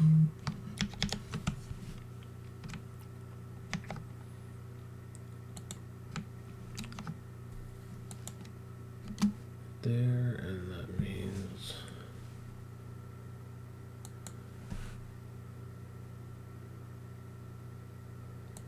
two should be next to 10.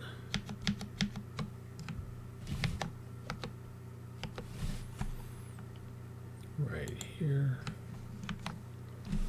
9 should be next to 1. Yeah. Left of 1.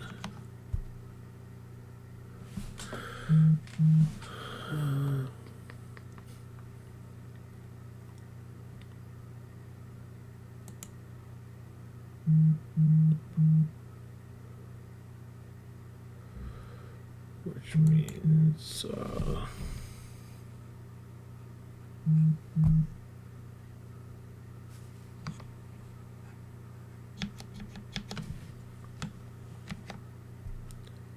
I think I'm doing this correct, but maybe I'm not.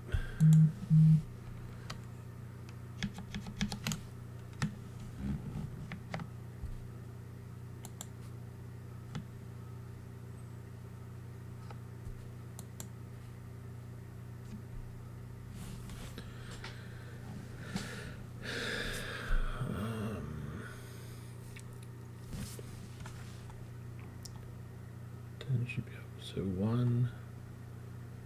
2 should be opposite 9. 8 should be opposite 3.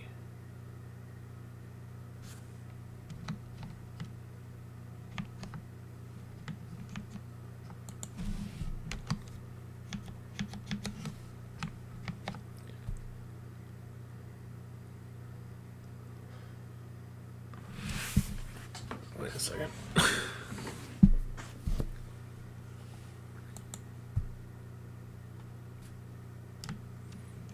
That should be there.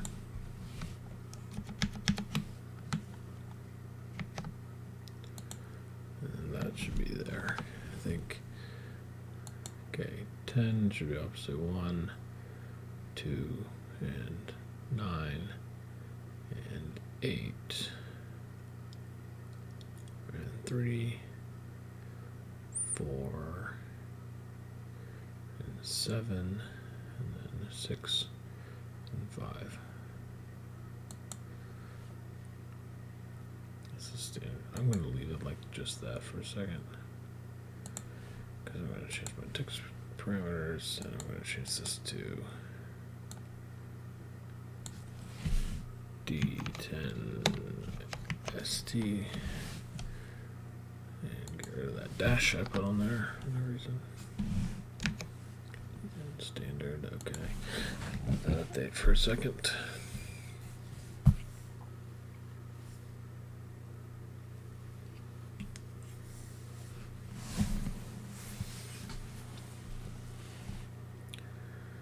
Is this correct?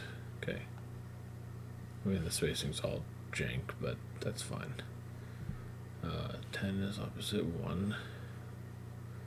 2, 9, 3, 8, 4, 7, 5, 6. Yeah. Okay.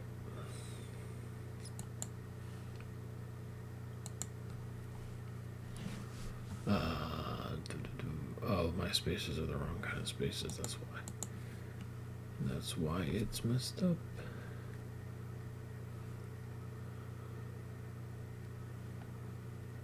So let's get our D20.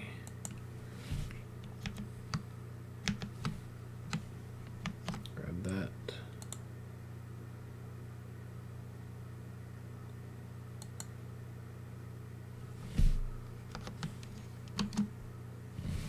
What did I do?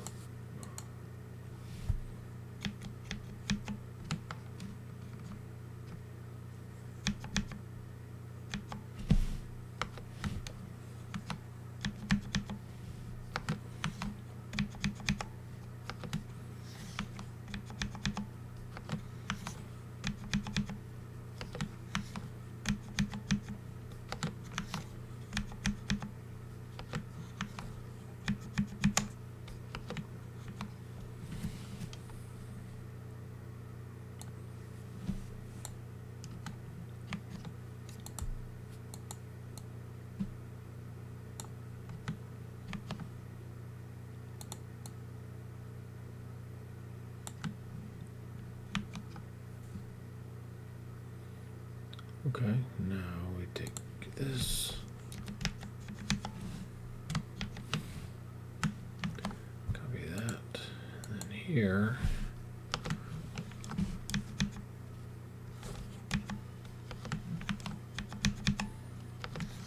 We do the same thing.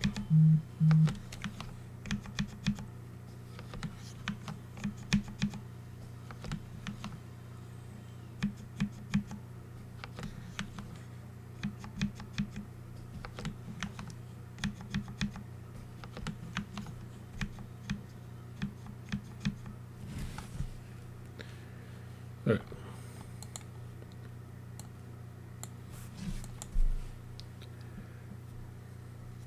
I'm just going to leave that for a second to make sure that this spaces correctly.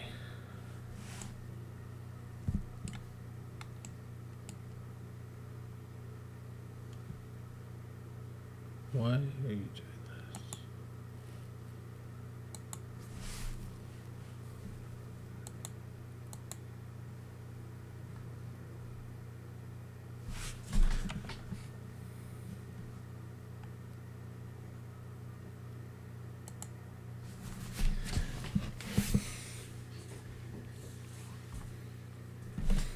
Maybe it's because there's too few. I don't know.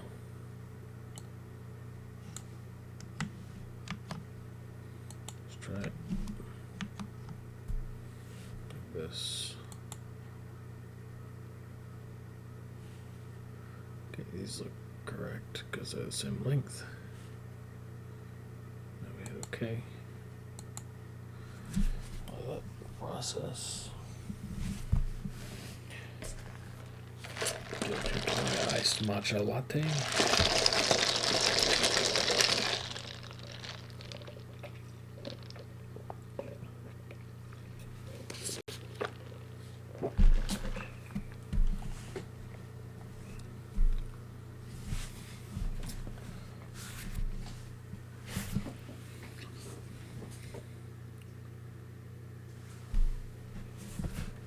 Wait. Doesn't D10 normally just have... Hold on a second. Okay, I just looked it up and I realized that I don't know what I was thinking, but just like with the D100 that has double zeros for 100, D10 has 0 for 10. I don't know why I forgot that, but I did. So let's fix that.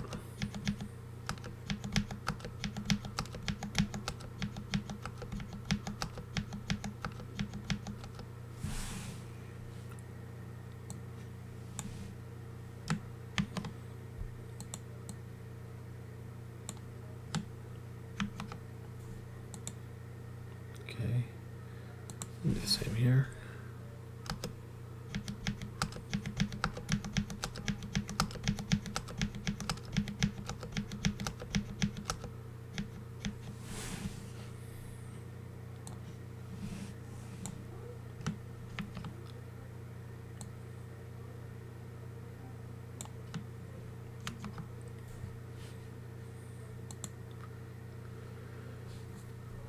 Okay, that actually should make less problems for us. So, hit that, let it process. Give it just a second.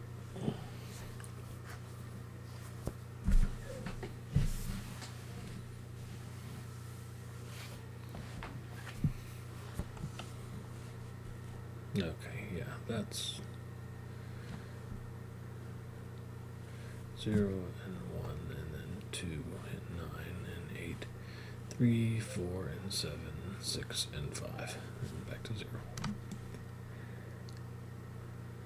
And all nicely lined up on our slots, and we can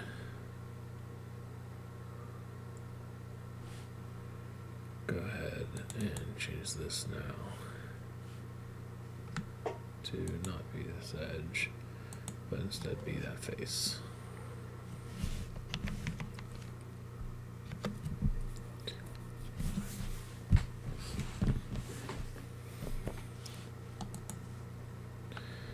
Let it think for a second.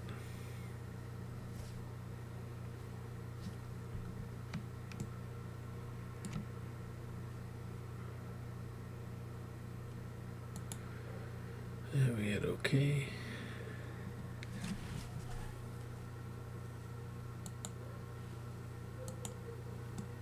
Fusion, please. Just work with me. There we go. Alright, now we're back to having our chamfer. And our numbers line up properly, so this we can export. First we 3D print the disk.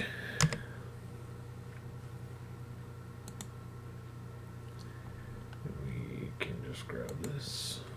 This is the standard D10.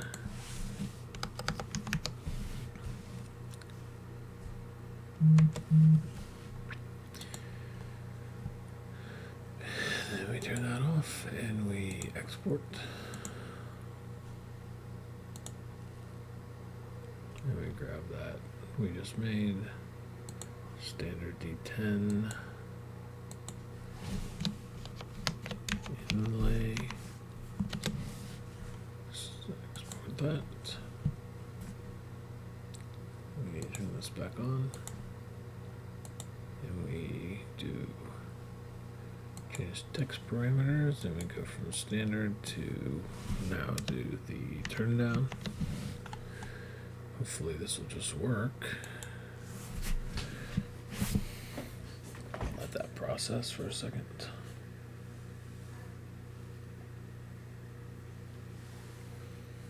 Man, there are a lot of files. Okay.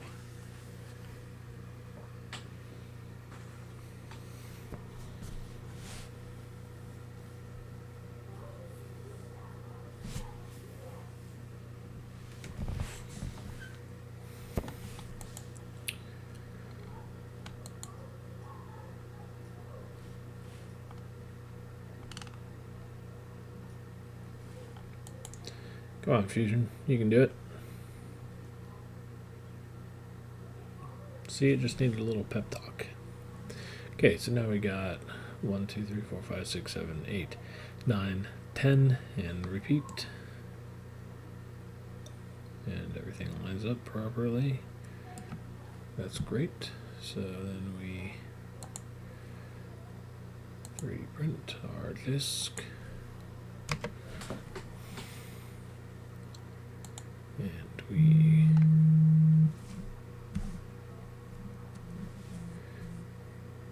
grab the standard D10 and we change it to Turndown. Turndown D10.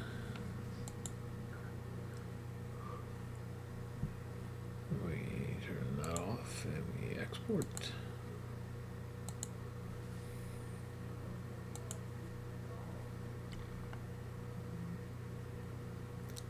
Turn down D10.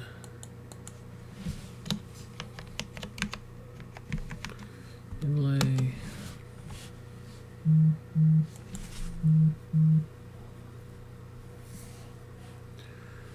Okay. Let me turn this back on. Now we switch over to our, let's see. Alright, what do we got? Wow. 8 and 12. 8 and 12. So let's just do the 8.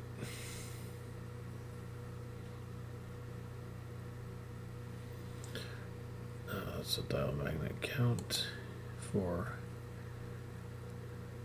a D8 is going to be 16.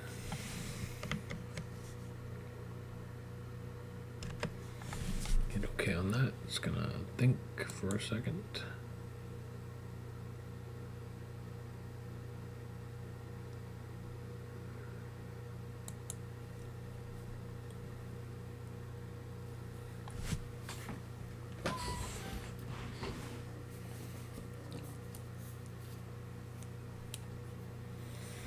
And everything's all wonky and unaligned, which is exactly what we want.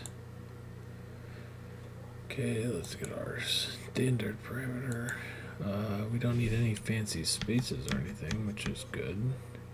because they're all single digits, so that's cool. So we just take this parameter, duplicate, change this to the standard, go in here, start by getting rid of this so it doesn't confuse me. So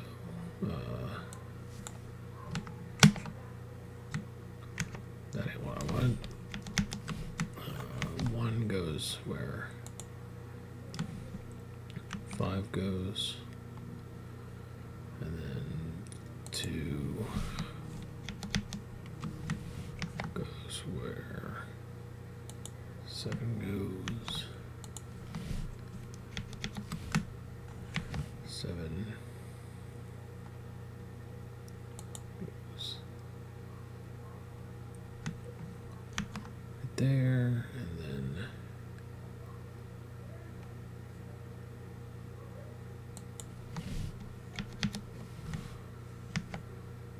3 goes here, I think, yeah.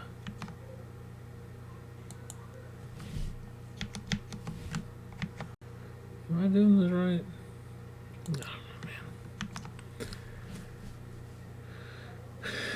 Alright, 8 is opposite 1, 7 is opposite 2, 6 is opposite 3, 5 is opposite 4. I think that's correct. Okay, then we just copy and paste that. Look out of it. That looks correct to me. We'll check it in a second. Okay. Then we will save because I'm feeling nervous. Anytime I change too much stuff, I like to save. Okay. We're already on D10 Turndown, so we might as well do D8 Turndown.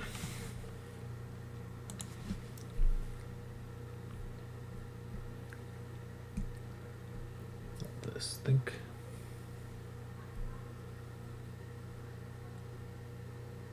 For a moment.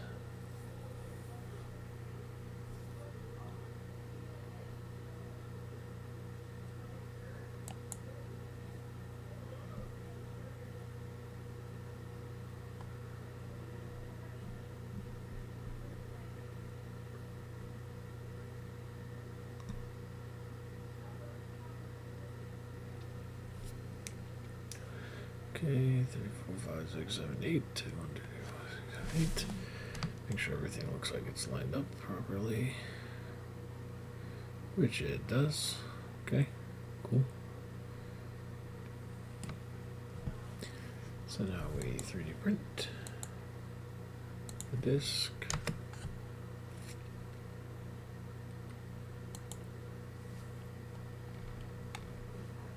And this was the turn down, so we'll just take this. So turn down D8.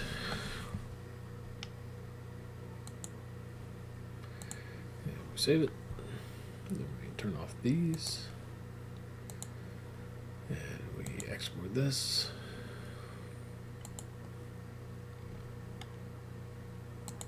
Turn down D8.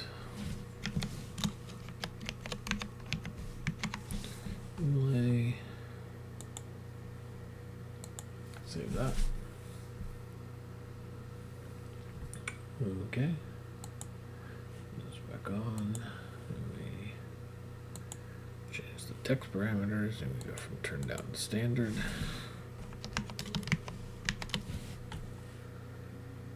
And our slots should still line up, but now we'll have the shuffled numbers and we'll make sure that they're shuffled reasonably.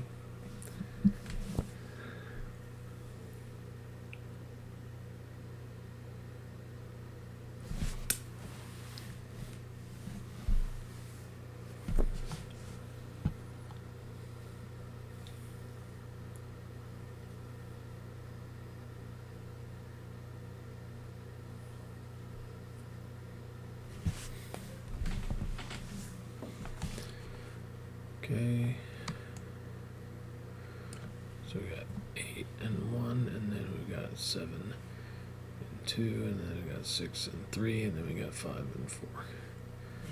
Okay. I like that this method also puts like even numbers, odd numbers on different quadrants. I don't think it, probably maybe not the best way to do it, because then if you're trying to roll even or odd for some reason, you have more control over it, but I'm not overly concerned about it. I mostly just want to alternate between high and low numbers. So it's not like this half of the die is all high, this half is all low, you know, anything like that. Okay. Reprint the disk.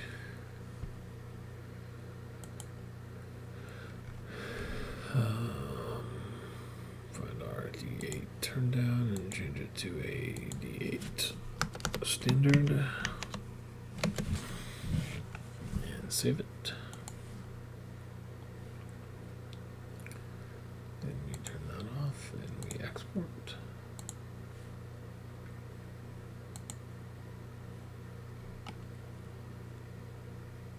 Find our standard D8 and we add an inlay.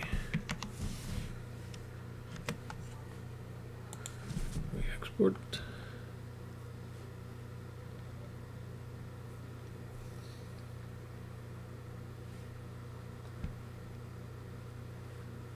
Okay, then we turn this back on. Then we change to our D12. The last one, I think. Yeah, let's see, we got 100, 4, 6, 8, 10, 20. Yep, we're just missing 12. So, okay. Find our dial magnet count, should be just 12 now.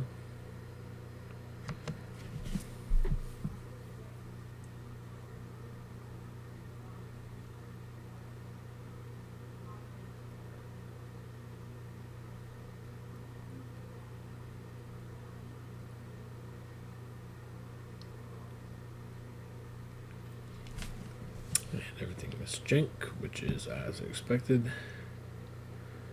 Got D12 right here. We need to make sure we use our non-breaking spaces. I'm just gonna, no, I'm not gonna type it all out manually.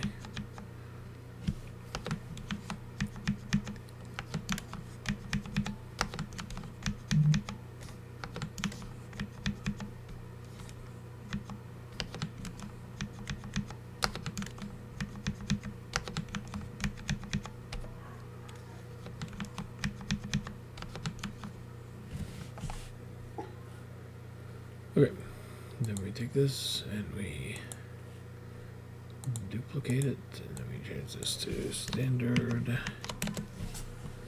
then the standard one we shuffle.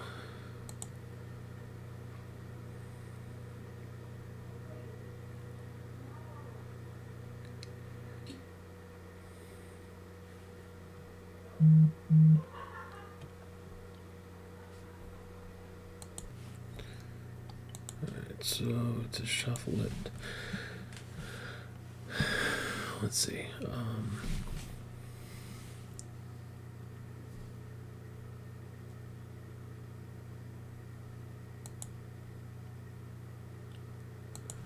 One. Whoa. What was that? That was weird. Never had that happen before. Oh, I held Alt. Strange.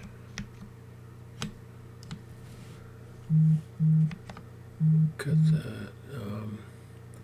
So this goes where 6 is, and then 11.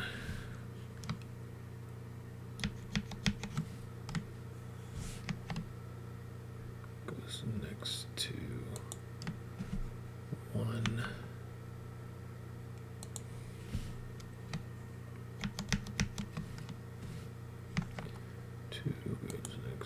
12.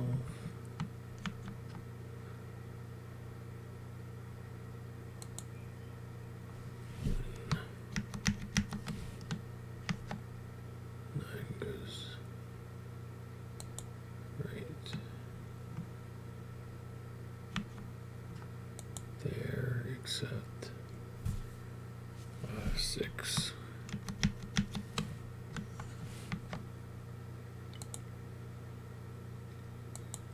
Wait, 6 goes here, I think. Because 4 goes here.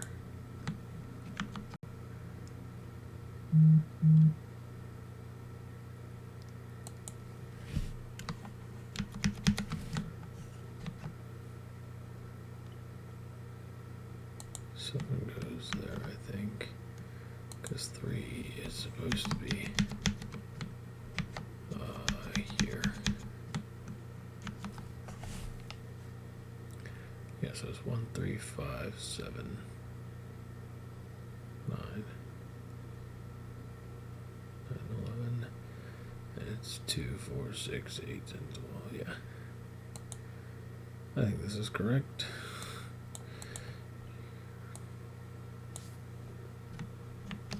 That. Oh, there's no duplicating because it's only 12. That's right. Okay. So we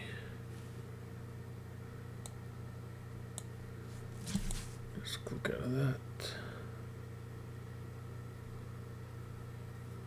That looks correct. We'll verify it in a second. We already changed the magnet count. Okay, and then we change our text parameter. We'll do 12. Start with standard because that's what we're already on. Let that process. Get a sip of matcha.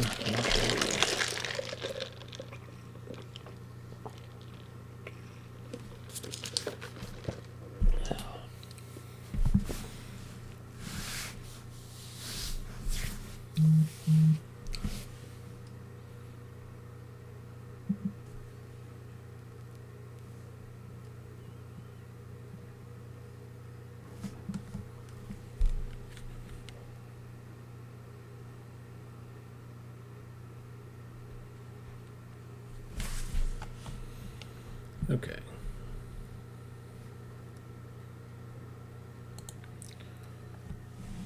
So let's look at this. Got 12 and 1. Got 11 and 2. 10, 3, 9, 4, 8, 5, 7, 6. Looks a little bit wonky because, well, actually, why is it spacing those like that? Do I need to put an extra dead space between them? I don't think that will matter.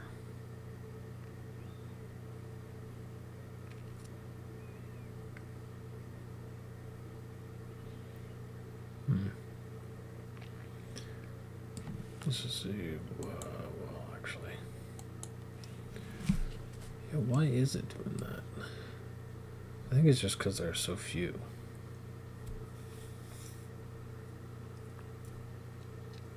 I think they should fit in the window just fine still, though.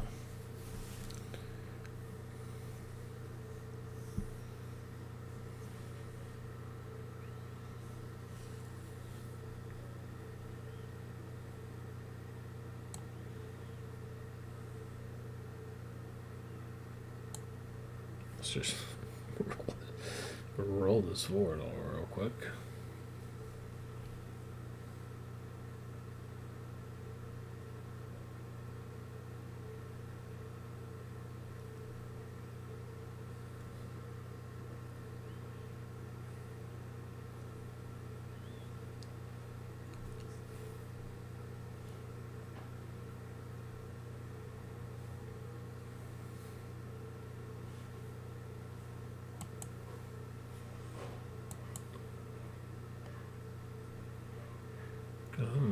You can do it. Okay. So we got one sketch that's a problem. What kind of stain do you think this?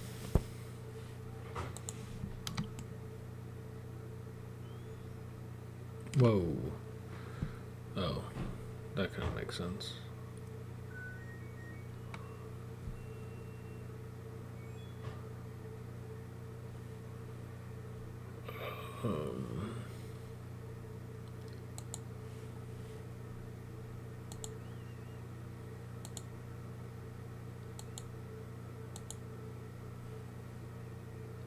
Whoa, what the heck?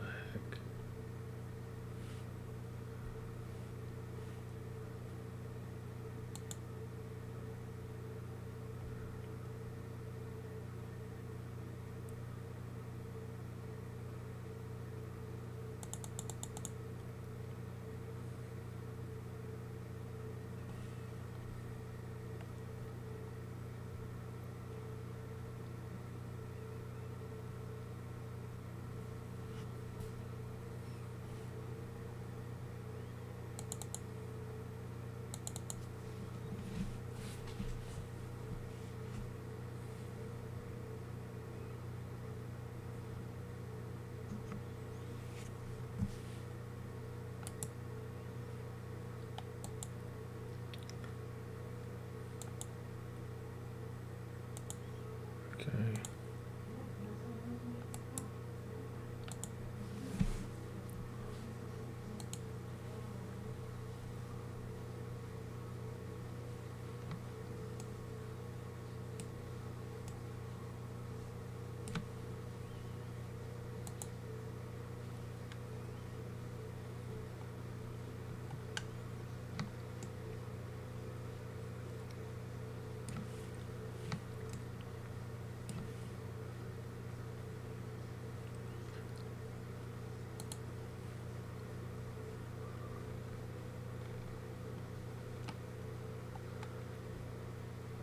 Okay, the inner edge.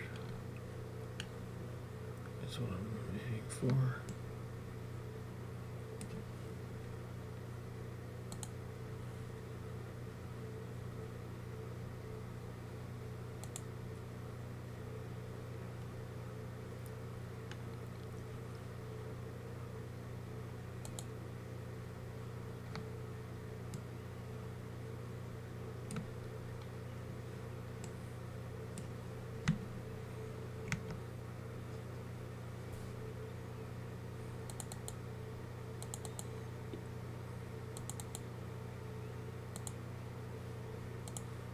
Okay, text height times 1.5.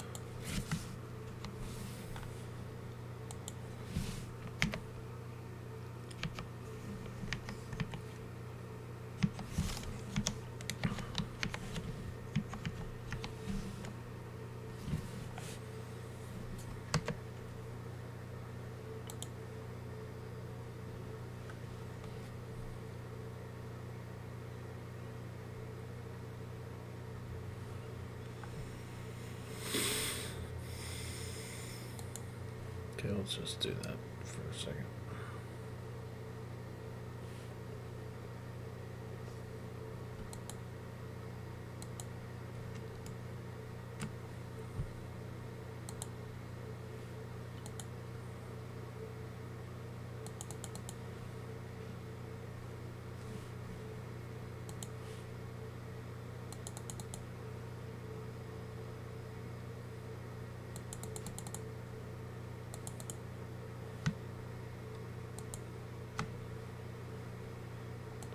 Okay.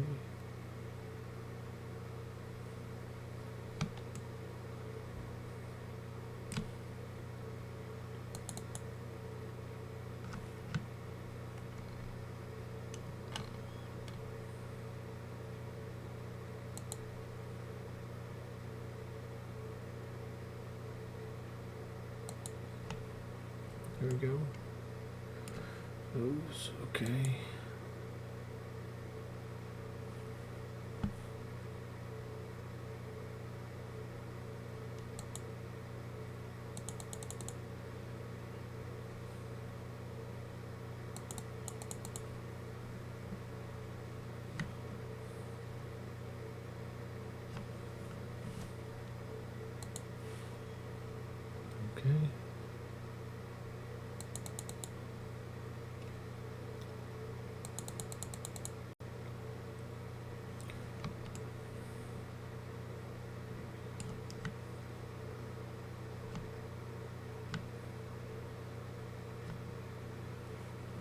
That's still good. Okay.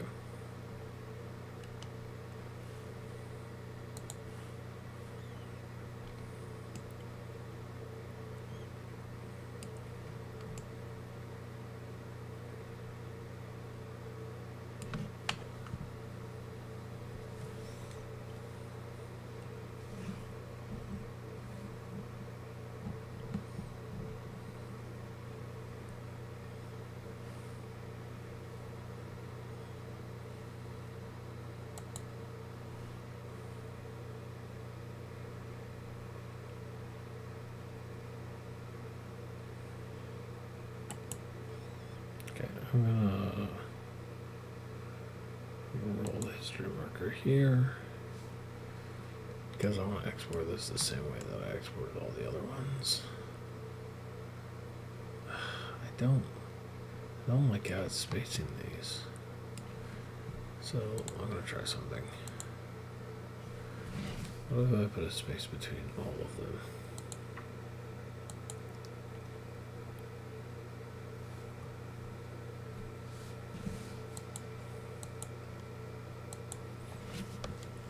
Space.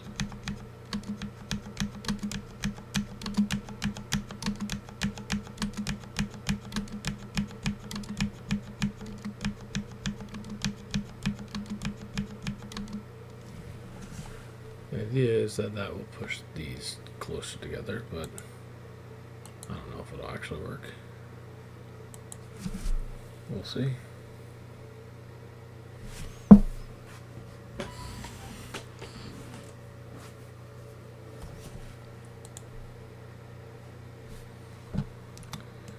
No. Negative. Okay.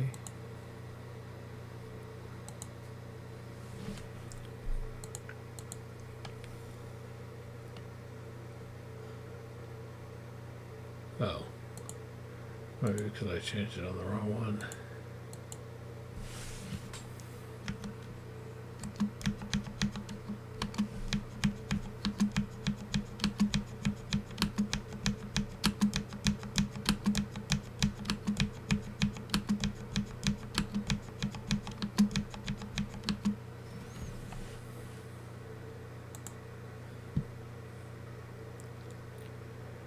Okay, let's see if that works.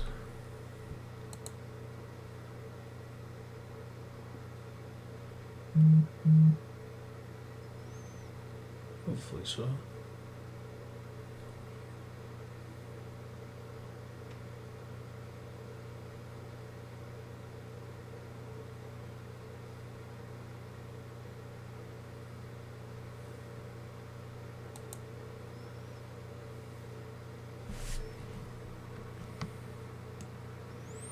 Yeah, push them closer together, but now they're offset weird. So I think the one.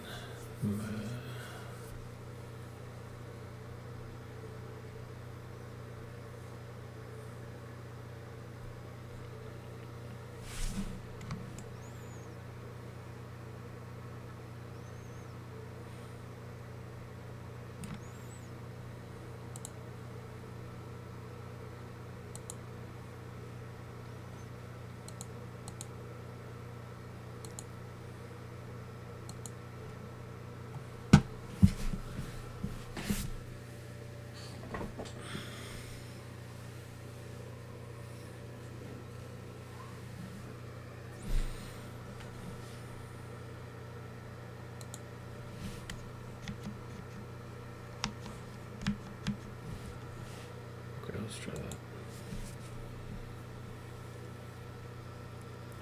That's one less space between these, which should shift all of these around.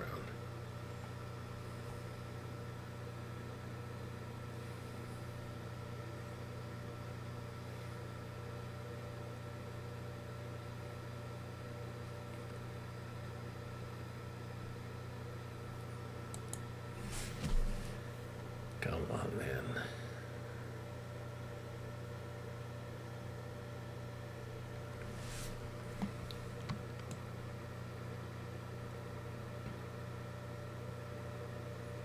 I mean,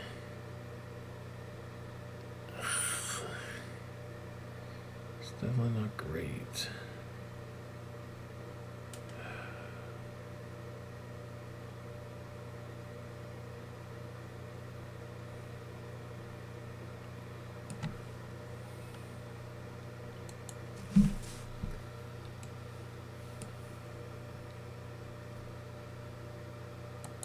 Okay, what if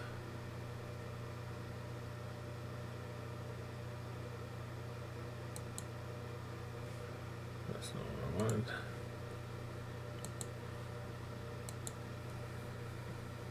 What if instead we put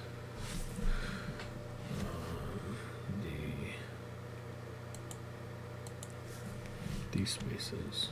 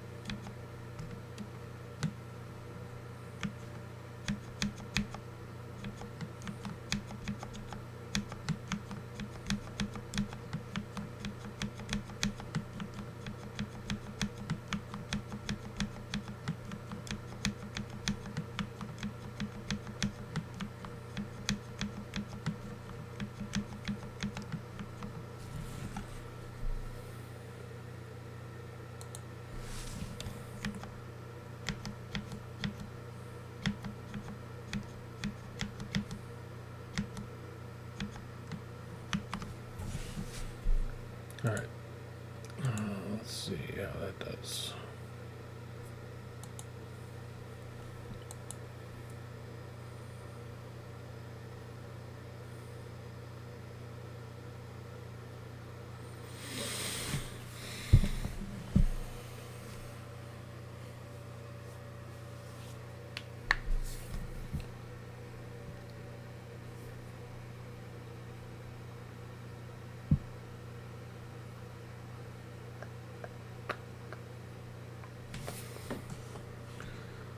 Something happened. Something horrible.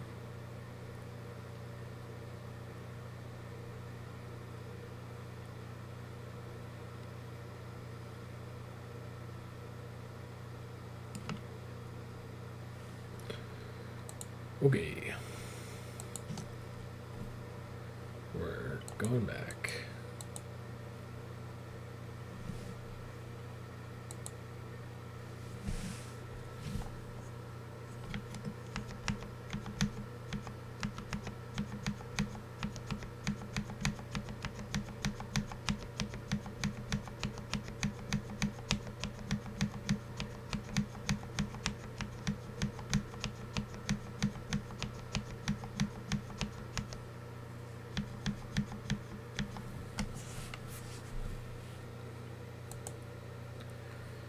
Okay.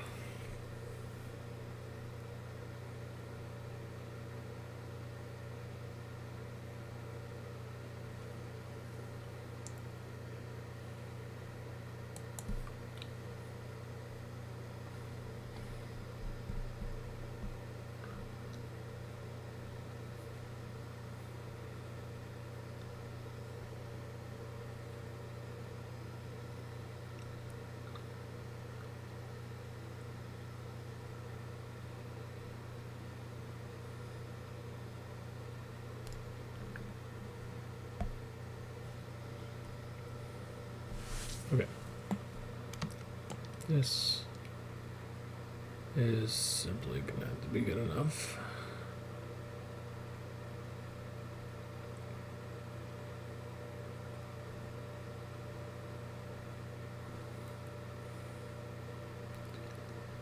Okay, it's basically the same as all the other ones, so it's fine. Alright, now we 3D print the disk.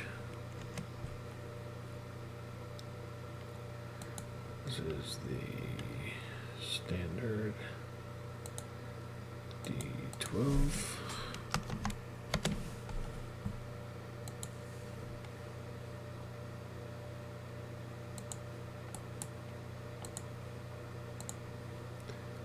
Export.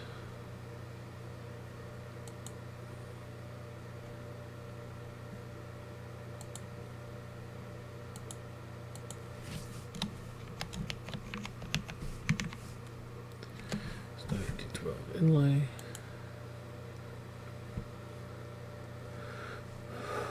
Okay, turn this back on, and then we change parameters because I have to fix my other one now. Because this has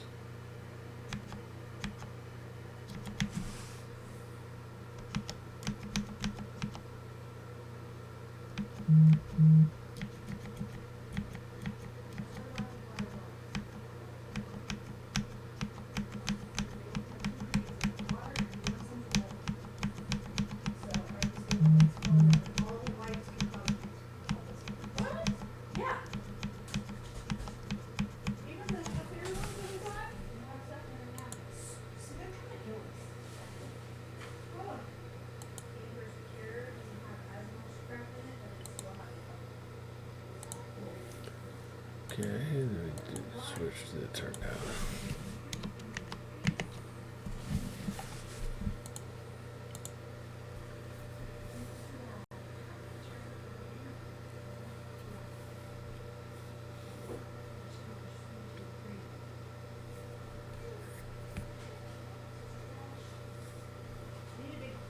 Trash bag.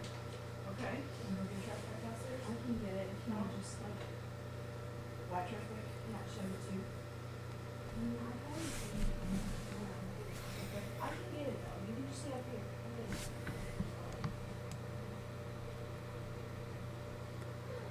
Okay, that looks fine.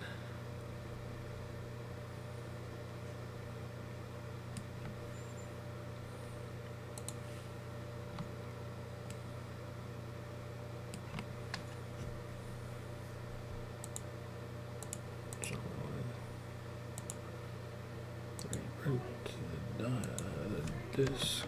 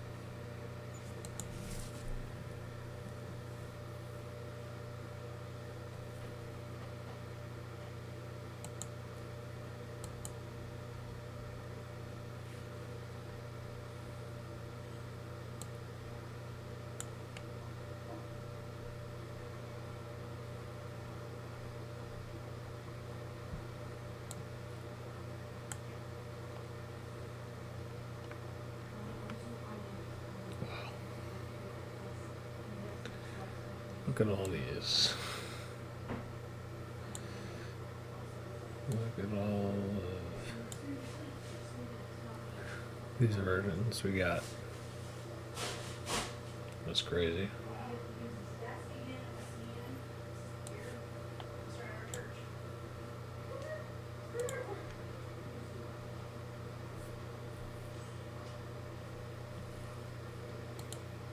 Okay, now change parameters, change this, the magnet count, 20.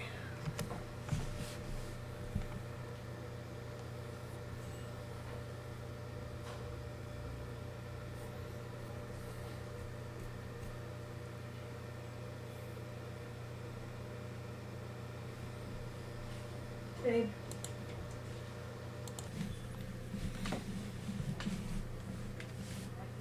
All right, I want to change my text parameter back to the 20 turn down.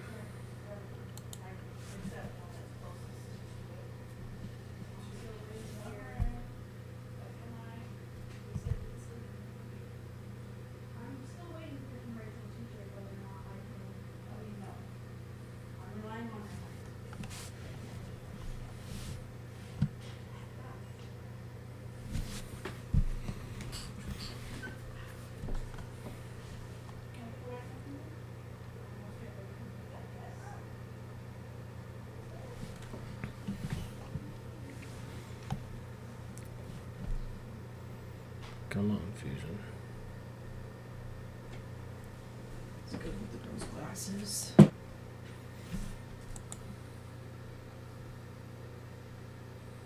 There we go.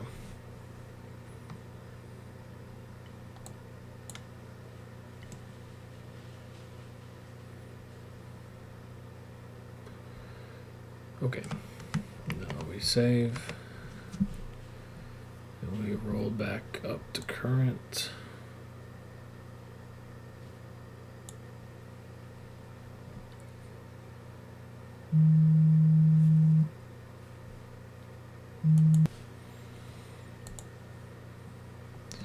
Man, Fusion, you are taking your sweet old time. Time for more matcha.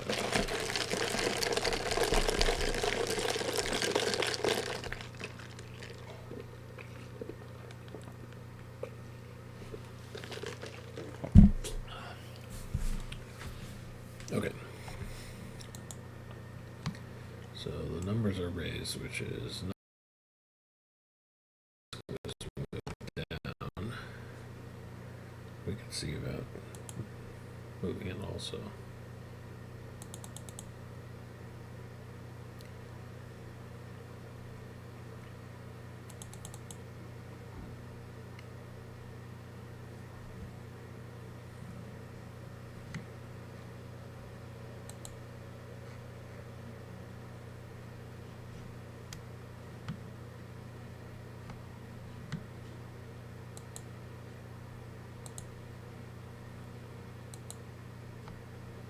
Yeah, can do it very easily, so I don't care.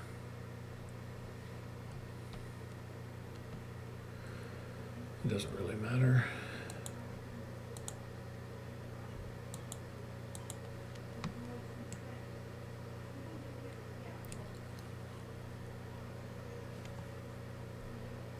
Okay. So I do want to make this is here. Yeah, this. I want to change this to be 9 degrees.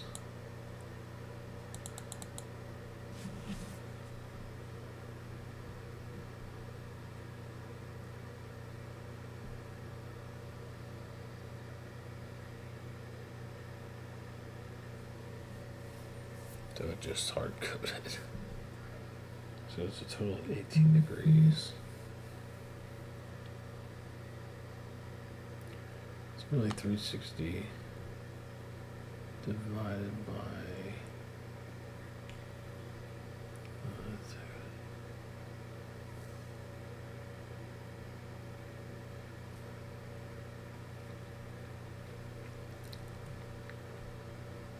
hold on a second.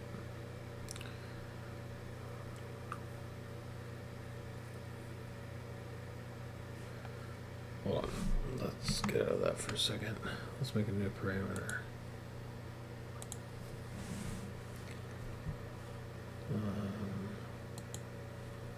Call this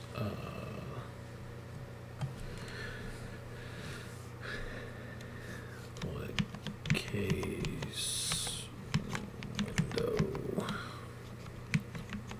angle 10 degrees, and it is going to be so it's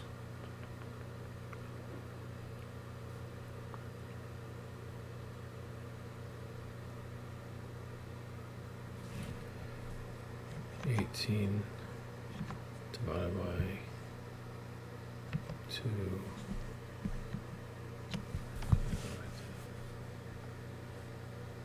So yeah, it's 9 degrees per character, which I think is fine.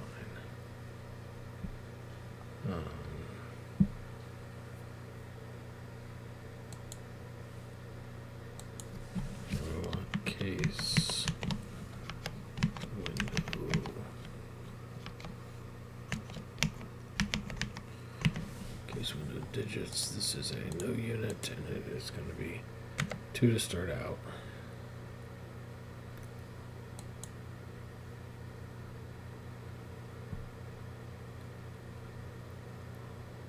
Okay.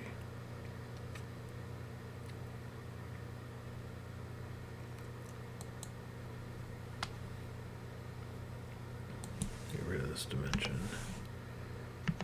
Make a dimension between these. That is case window angle times case window digits. That should change absolutely nothing.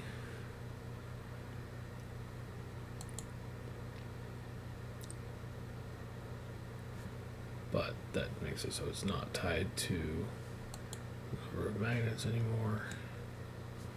Also means we can change the number of digits we want to show and it will update.